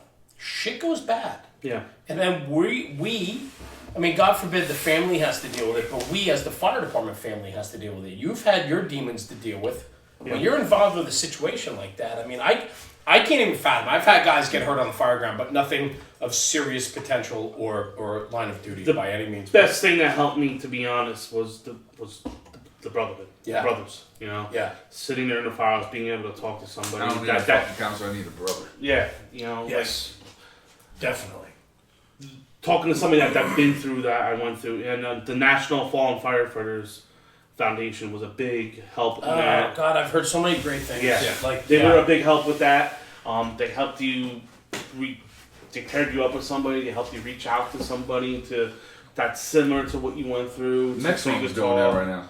Yeah. Next And one's Blake, doing a lot. that guy, I mean, I don't mean to cut you off. No, no, because your yeah. story is incredible. Yeah. But He's there doing- are he's organizations doing a- out there that are starting to recognize how important our mental health is. He's doing a lot Absolutely. for the fire service, and I appreciate everything that he's doing. Yeah, and that's What- next run, guys. One of my buddies on the job in New Brunswick actually runs a really good a big mental health page. Instructor Dave Wiklanski with Alpha Omega training, and his goal is purely on mental health in the fire, not just the fire service, but just emergency services in general. Right. And I mean, he runs a whole seminar page and everything just geared towards mental health and everything, and that's definitely definitely an issue going on within the emergency services nowadays. We're losing more guys a year to that than almost line of duty deaths sometimes. Well, and I think there's two areas that kind of come out from these events, and the first one's the critical incident stress management side. Like I'm on a CIS and MD team in Sullivan County, and people always ask why do you do it? And it's because I know that, like you said, you don't need a mental health professional, you need a brother. Yeah. And that's the whole point, at least in that team, which I'm happy about. We have a mental health professional there, and I always tell people it's a really this is a screwed up way to describe it, but it's the only way I can. That mental health professional is not there to fix anybody. They're there for that person who goes, you know what? I haven't felt this bad since when my dad used to touch me when I was little. And that person goes, hey, you know what? Hold that. We'll talk about that afterwards, and then we move on from there to get that. See, like with that situation, I know for me, we've all had, I think, fatal fires and everything else. For me, I don't want to talk to anybody. I don't want to deal with stress debrief or anything. The only person I talk to, him. Yeah, I go to him whenever I have a problem, and we talk, we bullshit. If we need to, we'll go smoke a cigar, have a drink. But he's the only person I ever reside to. I don't talk to anybody else about the demons or all the fucked up shit I say. Yeah, see, that's one thing that's changed in the fire service, because when I started and we had problems Prevalent like around that, the coffee table, everyone or the would kitchen sit table. there and you'd drink and you'd make sure that everybody either got it out or got hammered. Yeah. And then they went home. Yeah. And if you noticed somebody was still talking about it, the next couple of days, well, you brought them aside and you started talking to them. Exactly. And you did it all in your house. Because he knows me. You know what I'm saying? Like, no offense to you against you guys, but I'm not gonna go you're a debriefer coming into me. You don't know what the fuck I know. Right. You don't know what I saw. Yep. Guess what? He's my best friend for the last too long. All right. And if I go to him and if I talk to him, he can tell if something's wrong with me. I'm a firm believer that Something's wrong with you. mentally. If you But wanna you talk, knew that from the if you beginning. wanna So talk that, to somebody, that's- I know what I was getting myself if you want into. to talk to somebody, by all means, you should, 100%. But you know what? Maybe not talking to a certain person that you don't know isn't for you. Find somebody to talk to, though. Well, I think one thing I found is, especially with the Hudson Valley Critical Incident Stress Debriefing team that I operate with, is that we tell everybody, hey, is anybody here against their will? Have you been voluntold to come here? Because if somebody's been voluntold, I'll say, hey, you know what? Chris, I'm sorry, somebody told you that, but you are more than welcome to leave, and this is my number. If you need anything, you give me a call. We had a fatal fire. Literally right behind the firehouse. We had a stress debriefer come in. Yeah, remember that? Yeah. We had a stress debriefer come in. They said, we're here. The stress debriefer's here. Do you want to talk to him? No. Are you sure? Yep. Okay, no problem. Yeah. And that was it. Because guess what? I already consulted to my boy. Yeah. And I don't. That's just me though. Listen, everybody's fucking different with every single animal. It doesn't matter. But the biggest thing is, if you need help, go ahead and find help. Now, the thing I want to jump into this real fast, and this is a side note, is Kevin did his job that day. There's a lot of things going on around nowadays that I see that drive me nuts. Is when it says no fire is worth your life. Last time I checked, Ray McCormick said it best. Last time I checked, They're the customer. Now, when I put my hand on the Bible and raise my hand, what did I say? I will protect life and property.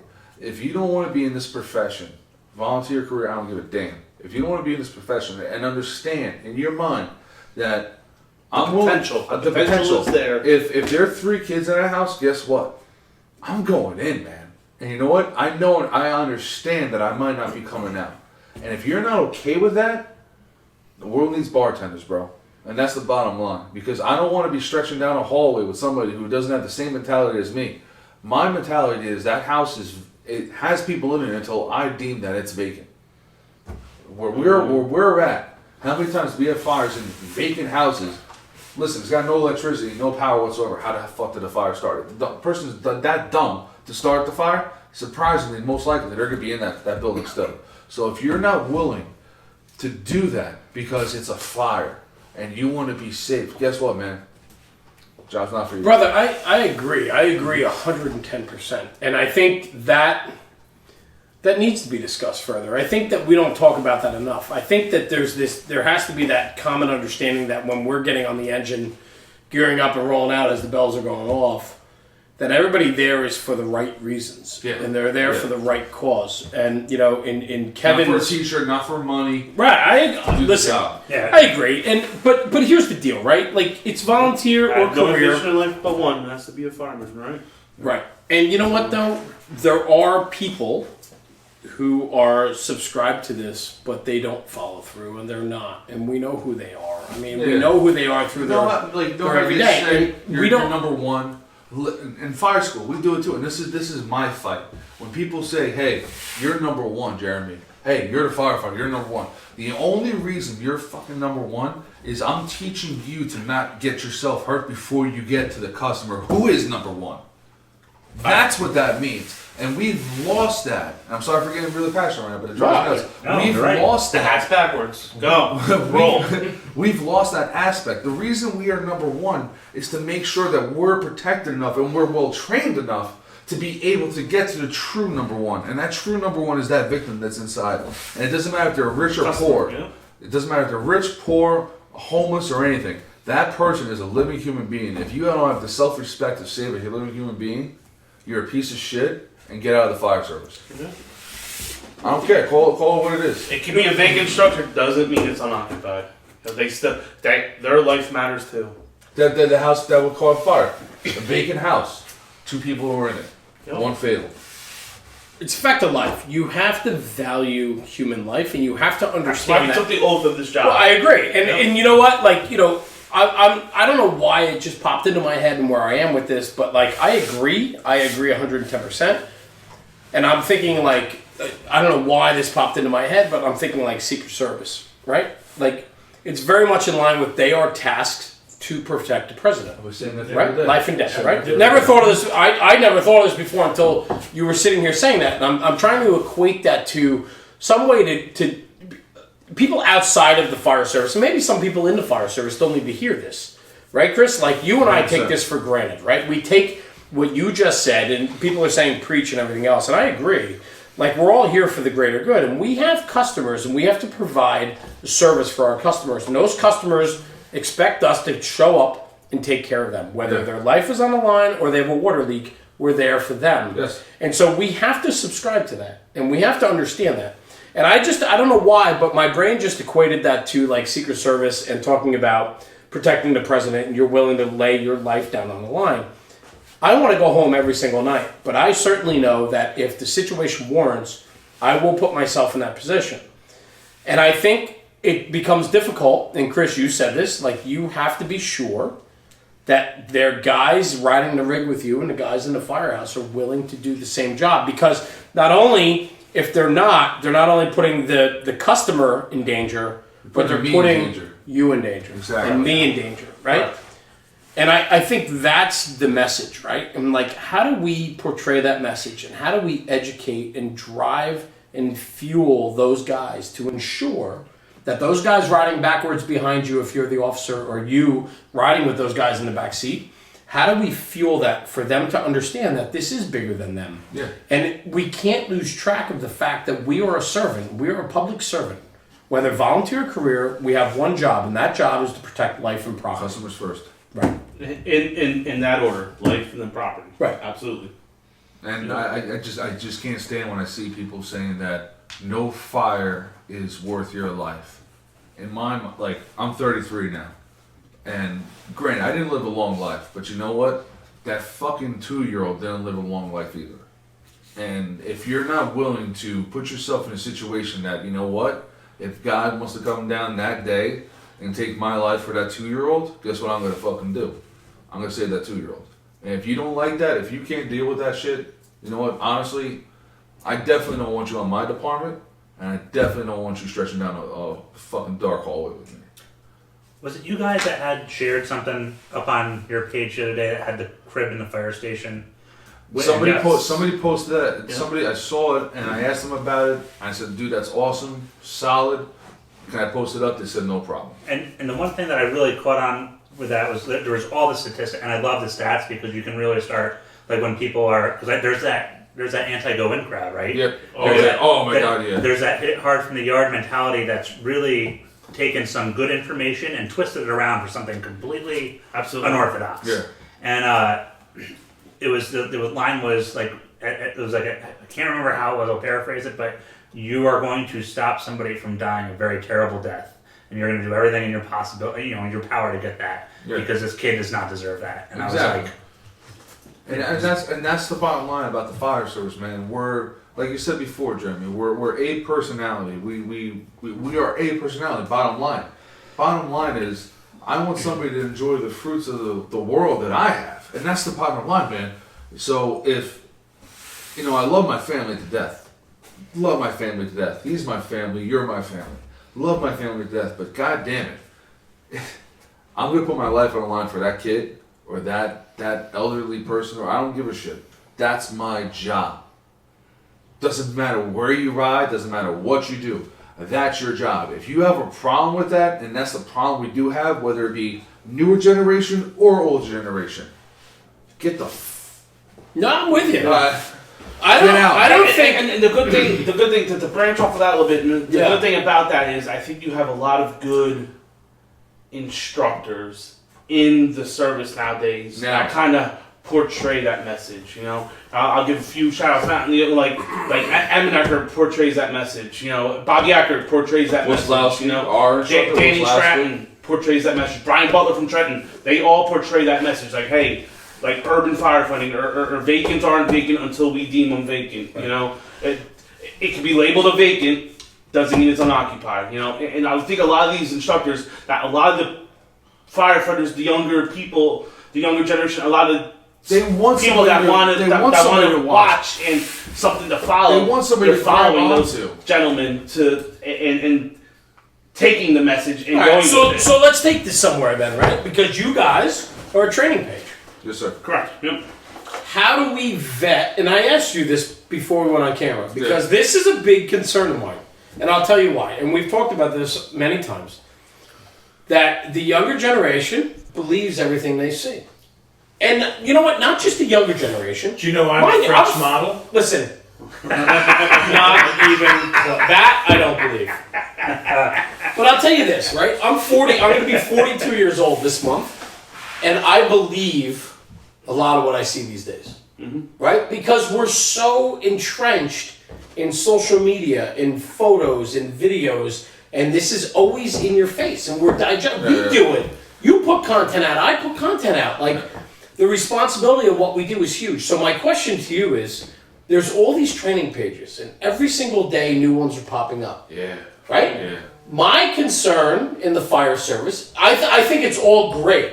I really do. Like, I think it's so important to be where the attention is. And if we can get to the younger generation of firefighters through social media and getting our content out there, I think it's fantastic.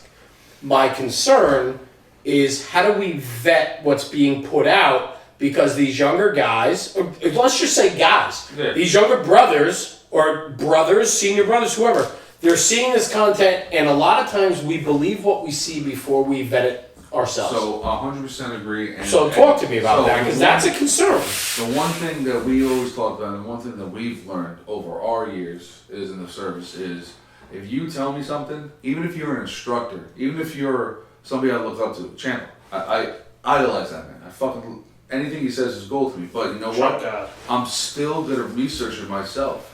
And I'm still gonna ensure that it works for my department, my SOPs and my SOGs, and ensure that it's gonna bring me home. So even with and like I said, man's amazing. Doesn't matter who I'm learning from, or if I learn something on a social media page, I'm gonna test to it myself before I go ahead and say like, that's what I'm gonna do.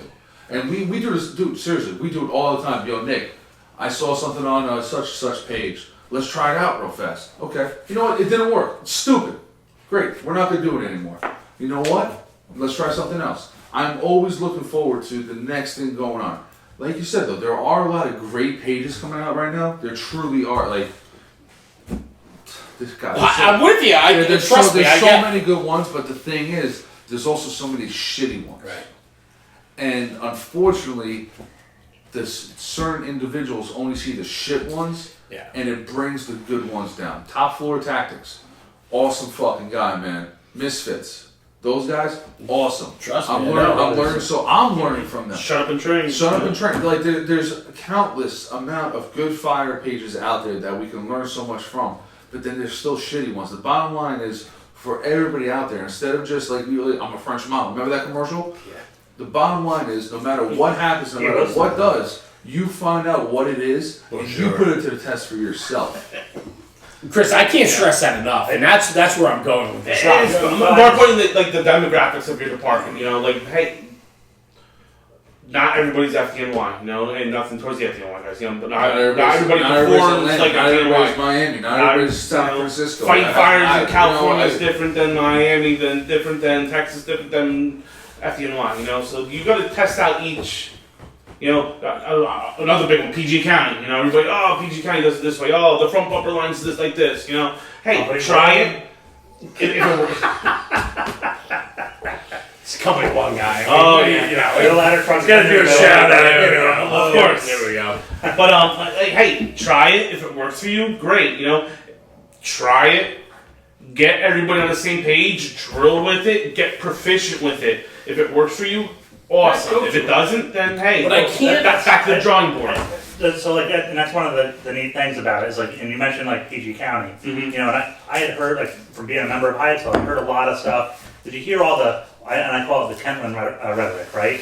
Because the guys out there, like, they're nuts. They're like the tower ladder. It doesn't put fires out. It drives through buildings, and fires are just like, oh my God, we're out. You know, and it's all this stuff. They're just firemen, and they're dedicated to what they're doing.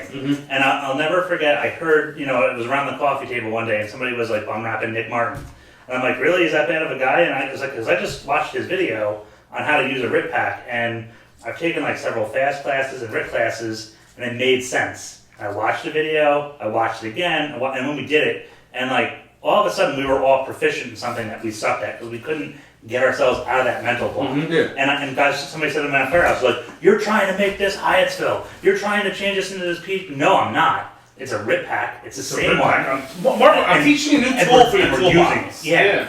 And now we're like, I don't know about you, but I've just we've just trained for 10 hours on this where we've been dreading it. And now people are doing it with proficiency, and that's amazing. Yeah. You know, you said it there though. I'm Nick Martin, another just god of the fire service. You know, like the stuff that he produces and comes out with. I mean, it's phenomenal. You know, and he's a matter of fact. He's much like you guys. Yeah. There's no bullshit. Yeah. Straight shooter. I think in the fire service, which is nice. But I think, like, you know, us sitting around and talking about this, like, we are smart enough. Let me rephrase. We are aware enough to know that you have to take what you see and make it yours. Yes. And sometimes it doesn't work, and sometimes it works. The issue is, though, is a lot of times it's easier to take what you've seen and make it gospel. And my point is this, right? With training, right? Like National Fire Radio, we're just a bunch of hacks that, like, love talking about fire trucks, and we love talking about culture and tradition, and having guys like you in tonight to talk about incredible things. But we don't really hit on training. We're going to get there, our platform, but I have to make sure that who we get there with is credible and has street credit and so on. My concern is this, Chris and Nick, like, You guys run an incredible page, and what you're putting out is really good stuff. It's top shelf stuff. And my point is this, is like, how do we educate the younger followers to say, listen, what we're putting out is just what we know and what we can offer. Take what we do and make it yours. Craft it, right? Mold it, shape it. Like, you know, listen, if it's a shove knife opening up a deadbolt, like, I get it, it's pretty straightforward. But when we're stretching lines, like, because they're stretching tenement lines here, or a front bumper line here, or a rear 300 load here, and they do it their certain way, it doesn't mean it works for you. Like, take what you can see through these training videos or these training nuggets, right? And then craft it and make it your own. The problem is, I think a lot of times, is we're not digesting it enough to make it our own. We're taking it as gospel. Yeah, yeah. And that's true. That's a concern. And what's happening is like Instagram and Facebook and YouTube, like anybody can put a video up on any of those. Yeah. And nobody knows the backstory, and nobody knows where these stories are coming from. And so we have to be sure that as we go forward and social media becomes a bigger presence in the fire service, we have to make sure guys like yourselves that try it, vet it, and then put it out are the guys that should be being followed. And we have to be careful of that. There's a lot of guys that are out there that are putting out content that, I'm not saying it's bad or indifferent. I'm just saying it might not be the right content. A lot of social media pages I've noticed that put stuff out just to be first. Yep. They Right, want, so you're seen. they want to be the first ones to put it out. So what I usually try to do is any single time I get something, it's either from a reliable source or I actually message the person. Yep. Because, listen, Give me the background information They on always say this. pictures is worth 1,000 words, but unfortunately with today's service with social media, the picture doesn't mean shit. And that's just the way it is. So if you took a picture right now of us, well, let's say we had 40s in our hand, you'll think we're a bunch of drunks. But maybe we were just taking a picture with the 40s just happened to be there right now, and we were actually talking, we just had a Maybe they're funeral. already half empty. You know, but like the biggest thing with, but that's the biggest thing is with especially with Instagram is people are so quick to judge. If you ever notice anything with my content, I've never badmouthed anybody. Yep. I will never Monday night quarterback. That's a good one, dumbass. But you can't stress that Hey, he enough. just did. I mean, I will never Monday night quarterback anybody in the world because one, this is what we talk about all the time. I was not there. I did not know the situation. I did not know what you were going through in your head. So you know what? If that building didn't burn down, maybe that didn't work out for you. But you know what? The only thing I will ever do is I will take certain content from social media, bring it back to my firehouse, not on social media, but bring it back to my firehouse and talk about it to my guys. Right. Hey guys, what do you think about where they put the ladder? Right. Do you think they vented too soon? Right. Do you think they should have vented here? well, I agree.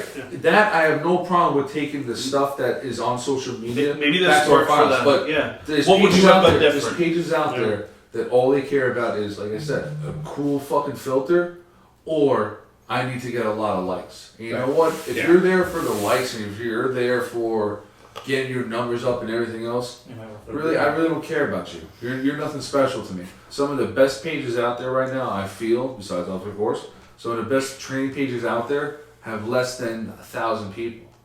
Oh, listen, I agree. They learn. You learn so much from these people. What I think is so important, and you know, there's a lot of people that are, even today in 2019, there's a lot of people that are scared of social media. There's still so many I've had departments reach out to us and say, hey, you guys are a social media platform, it's nothing but a positive message. I would love for you to talk to our chiefs or our department about social media because we're handcuffed. We're not allowed to put anything out. Yeah. We have social media policies. We have this and that, and we get a lot of that. And I think social media can be an incredible, valuable tool, but it can also be your worst enemy. All the big killer. And you have to be very careful. And I think what's important about this, and this is what we were talking about on the training side. I mean, what we do is just our point of view. It's culture and tradition. We talk about And a fire lot of apparatus bullshit. and a lot of bullshit and a couple of red, solo cups in between. With water. But we're just sharing tips, tricks, and hacks. You guys are putting out training. And when you talk about training, it's just so important to me to be sure that you have to digest the information and make sure that who's giving you that training can give you that training, and it's worth Do you remember following. this page that I put up? This post. Yeah. So No, but yeah. it was it was a post, and it got blown way out of content. And this is the shit I love about social media. It was a picture of 2 helmets and a hood Right. that were all charred up, Burned and up, everything. right? Yeah. So what people were saying was, you don't want to learn fire from those kinds of people. You don't want to do this from those kinds of people. Blah blah blah. First of all, did we ever say it was worn by somebody? No. Did we ever say it was normal fire? No. But it got me thinking then. If I want to learn about flashovers, do I want to learn from somebody who's never been in a flashover, or do I want to learn with somebody who's been in a flashover before? And what did you personally see? What did you see in that house? It's different from a fucking concrete warrior. That's number 1.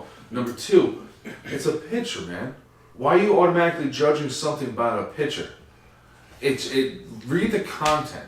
Read the content, see what it was talking about first. Maybe there's a story behind it before you jump down somebody's throat. We're so quick to judge somebody, and that post went all over. And I'm sorry to cut you Oh, off. man, That post I'm went used to all over. That post went all over the place. You know, like people were looking at the picture and then boom, comment. You know, and then not reading what the post was about. And the post had almost had nothing to do with the picture. You know, but they were just like, oh my god, look at that picture, and they read like the first sentence and like, I don't want to learn from these guys. If they're geared like that, then they shouldn't be teaching me because they don't know what they're doing. So let me It's like, let me ask you though, because Chris, I can see it in your face, like you're really pissed off about that. All right, but so here's the deal, right? I reach back and I'm like, I don't have a gun on me. Like this guy's gonna go. So Yeah, no, seriously. but where I'm going That's your with pissed off face? yeah, no, he's upset. I mean, he's You upset. didn't know because- this after all these years? Well, because you see it so often. You just it's just as normal. So often. That's his my, normal face towards me. Like what? the biggest thing, Jeremy, is the bottom thing is, lately what I've been also putting up is like motivational kind of shit. Right. Also. And, you know, I had a couple people from New Jersey, local FMBA bros too, saying that, oh, you must have a vendetta against somebody in your fire department. You must have a vendetta against somebody, one of your officers. It's showing right now. It's not. It has nothing to do with that. You know what it is? I got enough following right now that some people message me, and I'm the voice for them. Right. The voice that individual never had a chance to say. Go with it, brother, because Amen. you are preaching to a guy that gets messages every single day And from it's people. sad, and it's sad, dude. It's sad that some people are so disappointed with the fire service. At least twice a week, I'm getting messages from people that are saying, I want to quit the fire service because it's not what I thought it was going to be. I know. And I try to tell them, like, listen, man, hold strong, hold true. But then you have people that comment on certain pages that are just bitching and belittling these young individuals. Like, hey, listen, is this a good way I got dressed? I'm looking for tips. That's how they're learning now. That's what we need to understand. That's how this generation is learning. They're learning from social media. If they have a problem dressing up and getting outfitted, guess what you should be doing? Haha, good one, kid. You look like a fucking jerk off. No. Hey, bro, let me message you real fast. Let me private. Chris, what I think is what I love about what we do is the fact that understanding that teaching today, like even for us, like I never wanted to be an instructional page. I never wanted to be somebody that people rely on or look up to or want to talk to. Yeah. But we get messages all the time, and I talk to guys, like I give out my cell phone number like they're Tic Tacs, man. I'm like, call me, text me. Like, I'm okay with that. Like, I'm totally okay with that. And I just talked to a kid the other day. He's in Connecticut. The kid's a home run. I mean, he's such a smart kid, and he's facing what every volunteer department faces. He's a young 27-year-old lieutenant, like, brand new officer dealing with, you know, pushback from the top. We're not the FDNY. We don't need to do this. Yeah. But he's fired up and he's hungry and he's feeling repressed. He's feeling the pressure from the top. Hey guys, it's And Wednesday then- night duty crew. Let's And check the then line. how come I'm not getting the support from the bottom? Yeah. And we get messages like that every single day. And so, like, I spend my rides home at night at 5:30 after calling Rob. I talk to these kids. And I'm not even, I feel like I'm 25, but I'm 42. But I feel like I'm young enough that I can talk to these guys, and I'm like, you know what? This is what we're going to do with National Fire Radios. We're going to give a voice to all these different levels of the fire service so that we can get that message out. Because if we can share that message on a platform where old can listen and young can listen, and maybe we can bridge that gap. Maybe we can be that technological gap bridger that we can bring that all together. That'd be fantastic. I don't know what a gap bridger is. Did you hear that? But it's Sounded great. honestly, Yeah, I mean, it's like a thing. look at our age demographic in the room. All right, like we have 33, we've got 37, we've got 42, Slow down. and then we have like Benjamin Franklin over here. Right. But when you look at that, there's actually some validity to that on its own, because when that young kid comes up and says, "Hey, Chris, look at what I found the other day on Instagram," and then the guy, oh, right, here comes. But then there's Tucker, who's somebody that's honest, that's saying like, "Yeah, you know, this is a really good idea." Because back when we used to have to feed the horses. Feeding the horses, what was it like? If you brought carrots at the beginning of the day, you were golden. So start off with carrots, Yeah, with they the run faster that way. Okay. You don't want to give them if you give them the apples, they get the shits. Ah. I just end with the apples. Got it. But seriously, like there's that. This is what makes it work. Is that there's this range of folks here that are able to. Well, think about it, right? People outside of the firehouse, my friends outside of the firehouse that have no idea. They know I'm 100% invested into the fire service, but they're not firemen and they don't understand it. And then they look at me and they go, "How can you have friends that are 18 years old, and how can you have friends that are 95 years old?" And I said, it's because we have this mutual respect. It's this industry where age doesn't matter. Whether you're 20 or 40 or 60, we're on the rig to do the same job, and we respect each other the same. And people outside of this profession just have a hard time understanding that, because in a regular walk of life, you don't have friends like that. Yeah. But here we do. And so I think what's important, though, is we have an obligation to make sure that the 18 and the 90-year-old can connect. And that's, you know what, in the volunteer service, they're typically in the same house. Yeah. In the career service, I saw Rob the other day posted a picture on his personal page where one of their senior guys came back and had lunch or just sat around the table and had coffee. Yeah, or dinner. Came back for dinner and was telling Yeah. us That's awesome. Like, how do you, like, dropping knowledge bombs the up there. value of that is incredible. I always tell them to come back on Sunday breakfast. I always tell our retirees to come back Sunday breakfast. We need to cherish that, because the lesson, if we instill enough value into the new generation to just shut up and listen for a few minutes, that's Sunday morning coffee around the table with a guy like yourself. And I know I do it all the time. I'm the facilitator. I instigate shit. I make shit happen. I connect people. Believe it or not, I do. Yeah, a little bit. But how freaking awesome is that? That to be the guy, and the responsibility that I have in my firehouse is I bridge the gap between young and old. And I like to think that I can tell stories to bridge that gap. And when we do that and we can recognize that responsibility, that's huge. Because we're doing our part in making sure that the stories of yesterday are being told to today, and we hope that those kids can then take those stories and run with them. And that's important. And I think that's a lot of what's getting lost too. And so I can't stress that enough. I mean, if a war story I told around the coffee table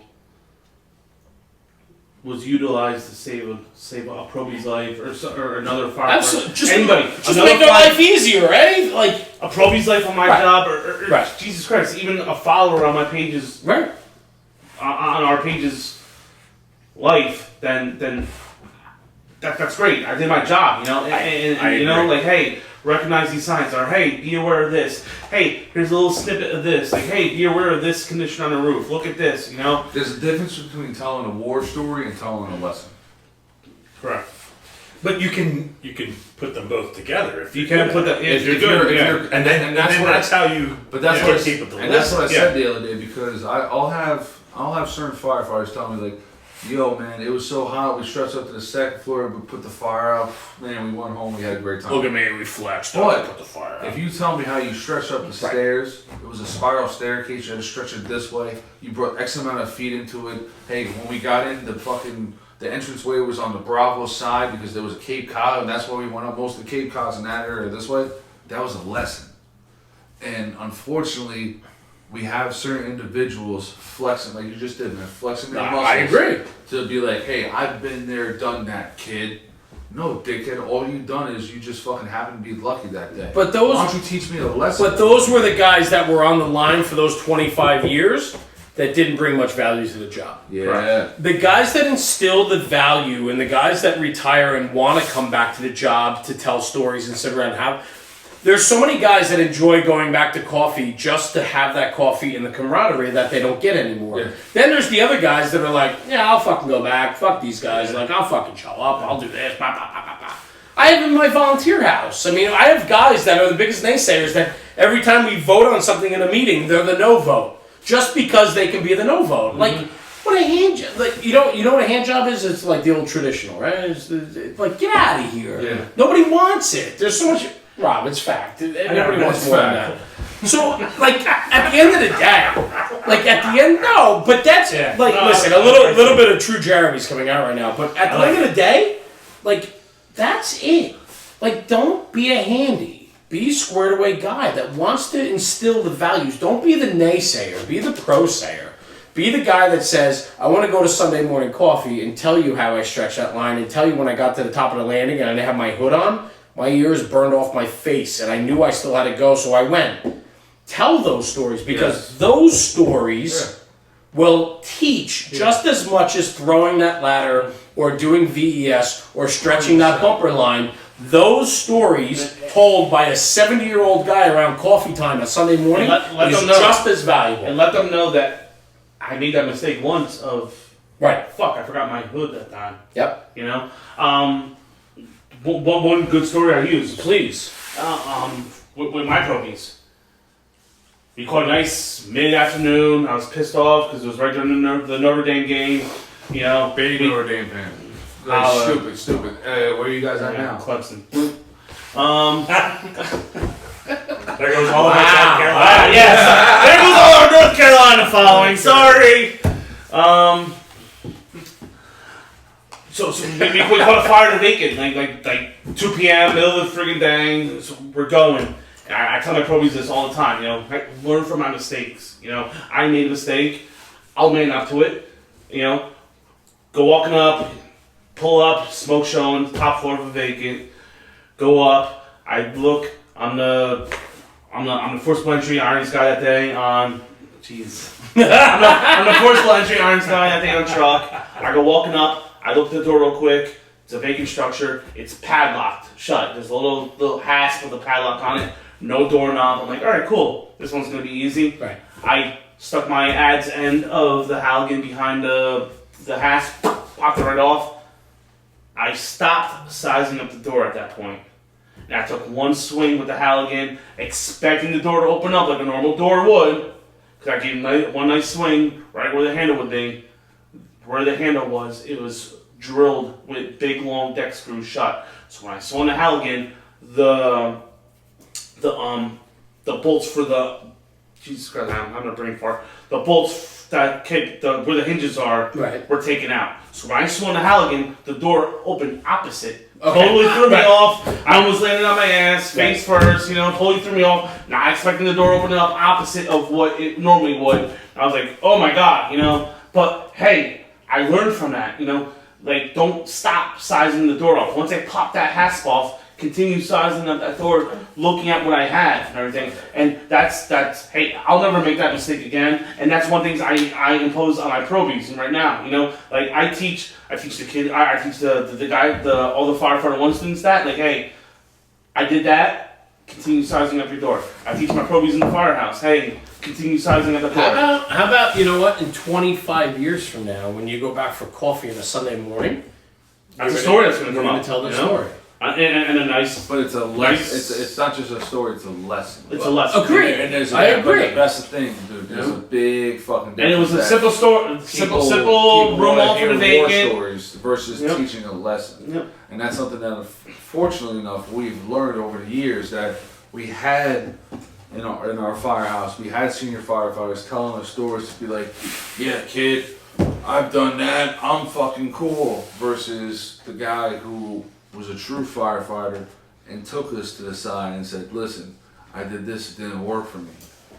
You probably shouldn't do that. It's dangerous. That was a lesson. And just us as a fire service in general need to understand that one, we're a family, and the biggest thing we need to do as a family is get stronger, not work our way back. So for me to go here and say, Jeremy, I don't even know you, but you know what? You did something wrong. You're stupid. That's bringing us back. So instead of always going ahead and canceling somebody out because they suck, why don't you find out why they're a problem? And maybe you can be that person. Maybe you can be that they could be the project for you. I was the project for him. That's Chris, this is what I was talking about before. But it's not ending. Huge. But I took a guy under my wing that I was told was no good. Yeah, and what happened? And turned him into a fantastic firefighter. Exactly. Yeah. And he's become one of my dearest friends. And like I love this kid to death. And like those I also think too, if you're in that position where you're being told, like you're given some friendly advice or somebody's pulling you to the side, that we also have to have like a little Q-tip out there and quit taking it personally. Like, you know, like Yes. if Chris comes up to me and says, That's what we're talking I about. looked at your video, like right. like because that's the other. I think our other part of the problem is that like it's like sometimes people are taking it way too like. It's No, a but he personal wouldn't attack. be taking you aside unless he cared about you. Right, and that's the thing that like they're If you're not teased, you're not loved, they used to say. That's right. yeah. All right, so listen, Seb, we got to reset real quick or no? Yes. All right, we're gonna reset and we're gonna come back. Sebby's gonna Rob clap so Sebby knows where we are. Perfect. He dropped his. Anyway, we're back, and you know we take the occasional break. Do you need that or no? Well, I'll get there. Don't worry. You can keep going. Yeah, don't. Yeah. Okay, we'll put in a don't- 30-second advertisement. Don't tell me here. my business, devil woman. Fine, I get it. So listen, I mean, at the end of the day, we're like 2 hours in with the hook and can, and Nick and Chris, you guys bring a lot to the table, and I think this day and age we've hit on it a ton, and I just want to kind of wrap up because we've been going on for quite a while, and we could probably talk for hours and hours. But where I'm going with this is very much this: National Fire Radio, the hook and can. We are social media platforms. And it's where we are because that's where the attention is and that's where we know we can get the following and the viewership and get our message out.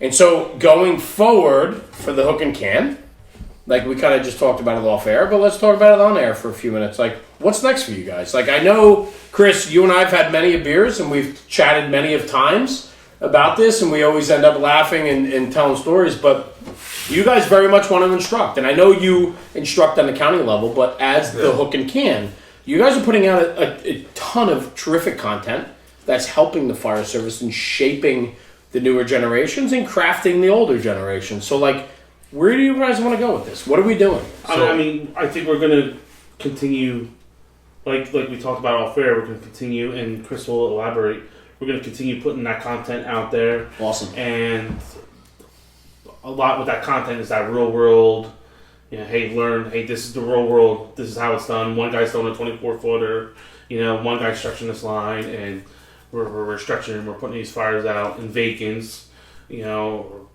that are not unoccupied and all that. So we're going to continue moving forward and pushing all that information out. We're going to continue to work with some of our members of the hook and can of putting together maybe some classes. Yeah, because this is a bigger group than the two of you guys, right? Correct. So how many guys do you have involved now in the network? Maybe we'll say about maybe about a dozen. Mike, Billy, Yeah. Hanley. Who's the Trenton brother that I met down at the Icarus? Michael Mike. He's a Michael Trenton. Lettieri I like it. from Trenton Fire Department. Oh, does he not want that? He did not want that out there. Oh man! And I feel like Brian Yeah. Butler is going to go all over that one tomorrow, So- but it's out there. So I love. Sorry, brother. Love you. I love how we all have our own little groups, you know. But Was that what I was supposed to not do tonight? Go ahead. Yeah. okay. No, so the biggest thing that we're trying to do right now. Chris is like, all right, so we'll just bring this down. I'm trying to change the real quick. But This is a fire like that Well, wasn't big. eventually what Be we're going to nice, try to do is we are instructors, and I feel that we can go after the younger group. There's one instructor that we work with right now at one of our academies, Travis Hoffman. He's a young kid, a young man, and the knowledge that he has is absolutely astonishing. His father and one of his father's good friends are pretty much the best tech guys I've ever seen in my life. But Travis is pretty much right behind him. So what I always love to do is I love to go to firehouses and show the younger generation, us, who are not yet necessarily that old just yet. And listen, we're in the situations you can be too. And it doesn't matter if you have 2 years on or 20 years on. Everybody can teach. Everybody can make a difference. So a couple classes we're putting together right now is leadership without the shield. You know, of course the hook and can class. We're gonna do a man in the machine class, and pretty much just firemen, like firemen being firemen. And Yeah.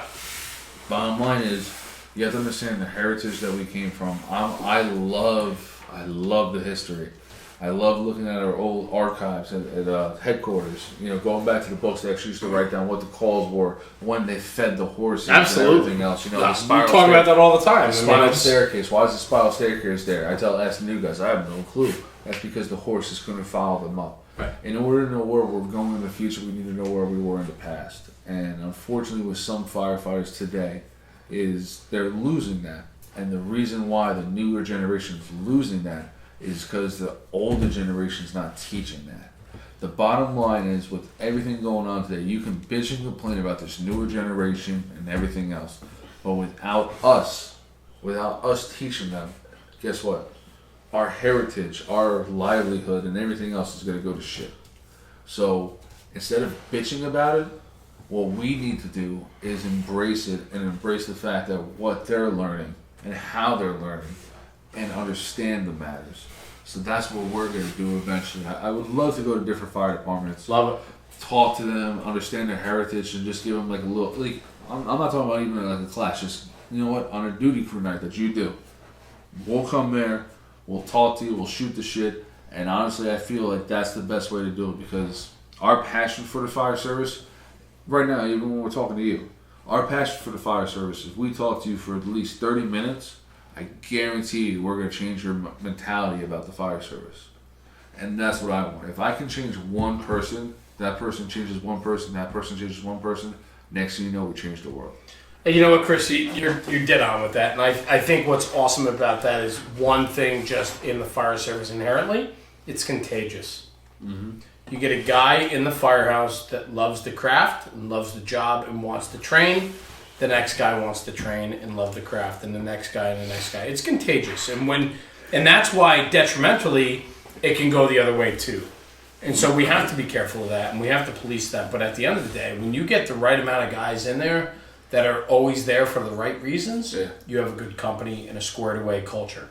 And that's really what it comes down to. And I think it's fantastic. And for having you guys here tonight, sharing your stories, Nick, I mean, you told a real personal story tonight. Thank you. That was, I think so much good comes out of a story like that. And God forbid, I haven't experienced it firsthand, but I will tell you that the lessons learned and what you can bring forth just as yourself, and going in and talking to different guys in departments and helping facilitate that, I mean, that's an incredible story, and so it needs to be told. So I thank you for trusting us with that story. Yeah. And Chris, man, like, rock and roll, brother. I mean, you and I, we're no punches pulled here. I mean, we you know, and I think like your message has been fantastic. What? You're laughing at me? No, just because You haven't been able to talk because I've just been all over it, or that's pretty much Yeah, but normal, you liked but his meat, so it was good. Yeah, no, I think about the no punches pulled thing, and I remember meeting him in Wildwood, and that was the impression. Like, well, press, he was. Oh, that's right. He might have had one or two. Gave me the old hit in the shoulder, but it really moved my whole body. I was like, "Whoa, this guy don't joke." It was a good time. But yeah, you know, I mean, that's just solid brothers doing solid brother things. I think it's so important just in this business, and I think we're kind of wrapping up here. We've been going a long time, but I think it's just so important to surround yourself with good people, and good people breed good people. You know, and so if you put yourself in good company and you surround yourself with people that love the craft or love the firehouse or it doesn't matter whatever you do, just in life, like surround yourself with positive, good people, and you get a good outcome. I will say one thing though about that is I love putting myself around good people, but I always like to get that one person that's negative, and that's my challenge. And they typically cling on to the good You know people what, because they're exactly. just hanging on I'm enough not to be saying negative. around like if everybody agree, here was I agree. negative, I'm not gonna go ahead and jump into this crowd. But you know what? If I see somebody that has a little bit of potential, a little bit, guess what, man? You're gonna be my fucking challenge. You're gonna be my fucking thing that I want to accomplish. And I bring you in, and I bring you into this side, and make you fall in love with the fire service, which we've done before with certain individuals. You know who I'm talking about. That is cool. That is cool. When you can actually transform somebody from screw the fire service, this is stupid, well, bro. Why? Let me talk to you. Come on, bro. Let me show you what it's about. And what you like your slogan right now is solid bros doing solid things. And if we were all brothers, guess what? We can all make a difference. And we are, and that, but we are, and you're absolutely right. Breed good stuff. Bring good stuff to the job. Yeah. Love the job. Love the craft. Because here's the deal: whether volunteer or career, you chose to be here. Yeah. Correct. Yep. So love it. Because if you don't, there's so many guys that do. Yep. Love it, know it, practice it, and just everything We about put, it. up, we put up a post the other day, and this is something that I'm a firm believer of, that there are individuals out there in the fire service who, one, can't do it because physically unfit or mentally unfit, or two, they either retired out or they were forced out because of their age or physical condition. And I have people that I know who have a physical condition that they can't ride a fire truck every single day of their lives. They say, I would kill somebody. I would die tomorrow if they would let me just ride the fire truck one more day. And then you're going to go ahead and sit there literally at the kitchen table and tell me how much you hate this fucking place. When that person right over there is dreaming about being in the position that you're at. You're a scumbag for doing that because listen, you don't like it, dude? There's a door. Guess what? There's professions out there that make more money, and there's also different places you can do. Go join the Elks. I don't need you at my firehouse bringing your darkness to me. What I need is firefighters who are going to understand the craft, understand the job, and love it for what it is. And if you don't like it, buy wood. Bottom line. I want to end on that. Shit, there's nowhere to go after that. I mean, that's truly Solid Brothers doing solid things. Jeremy, National Fire Radio. Oh, wow. I mean, Oh, that's it. That's it. Later. all right. I'm in. I'm sold. But listen, guys, I can't thank you enough for being here tonight. I know it was a little bit of a a little bit of I don't know if I want to do, be on camera. Listen, the reason why we video it is the same reason why we put it on audio. Let's put it on all the platforms because there are people, believe it or not, that want to hear this message. And ending on that tonight, Chris, that's it, man. There's more guys that want to hear that message than don't. Yeah, it's a home run. And so, you know what? In the words of Jeremy from National Fire Radio, that's a home run. Can you give me like a fucking solid? Yeah, knocked it out of the That's a solid home run. No, we're not going to change up my shtick. You have to do something. You have to shtick. change it. It's a new year, bro. New you. You have to do something different. It's out of here. 2019. What are you gonna do, man? You're gonna stay the old Jeremy, or you're gonna do something new? It's the first night I know in what- the new studio. You're gonna come up with something This new. is your coming out party, It's a son. coming out party, man. No. First night, new He's studio. gonna come up with something new, and you're showing him how you're moving forward. There you go. Yeah. There you go. Wow. Hey everybody, it's Rob from National Fire Radio. Thanks for joining us tonight. Tucker, Larry, Nick, and Chris from hook&can. Thank you for having us. And Sebastian. And Sebby behind the ones and twos. Who? Guys, thank you. Thank you so much for listening, following. A lot more to come. The Hook and Can. These guys aren't so bad. Check them out. Be safe out there, guys. Take care.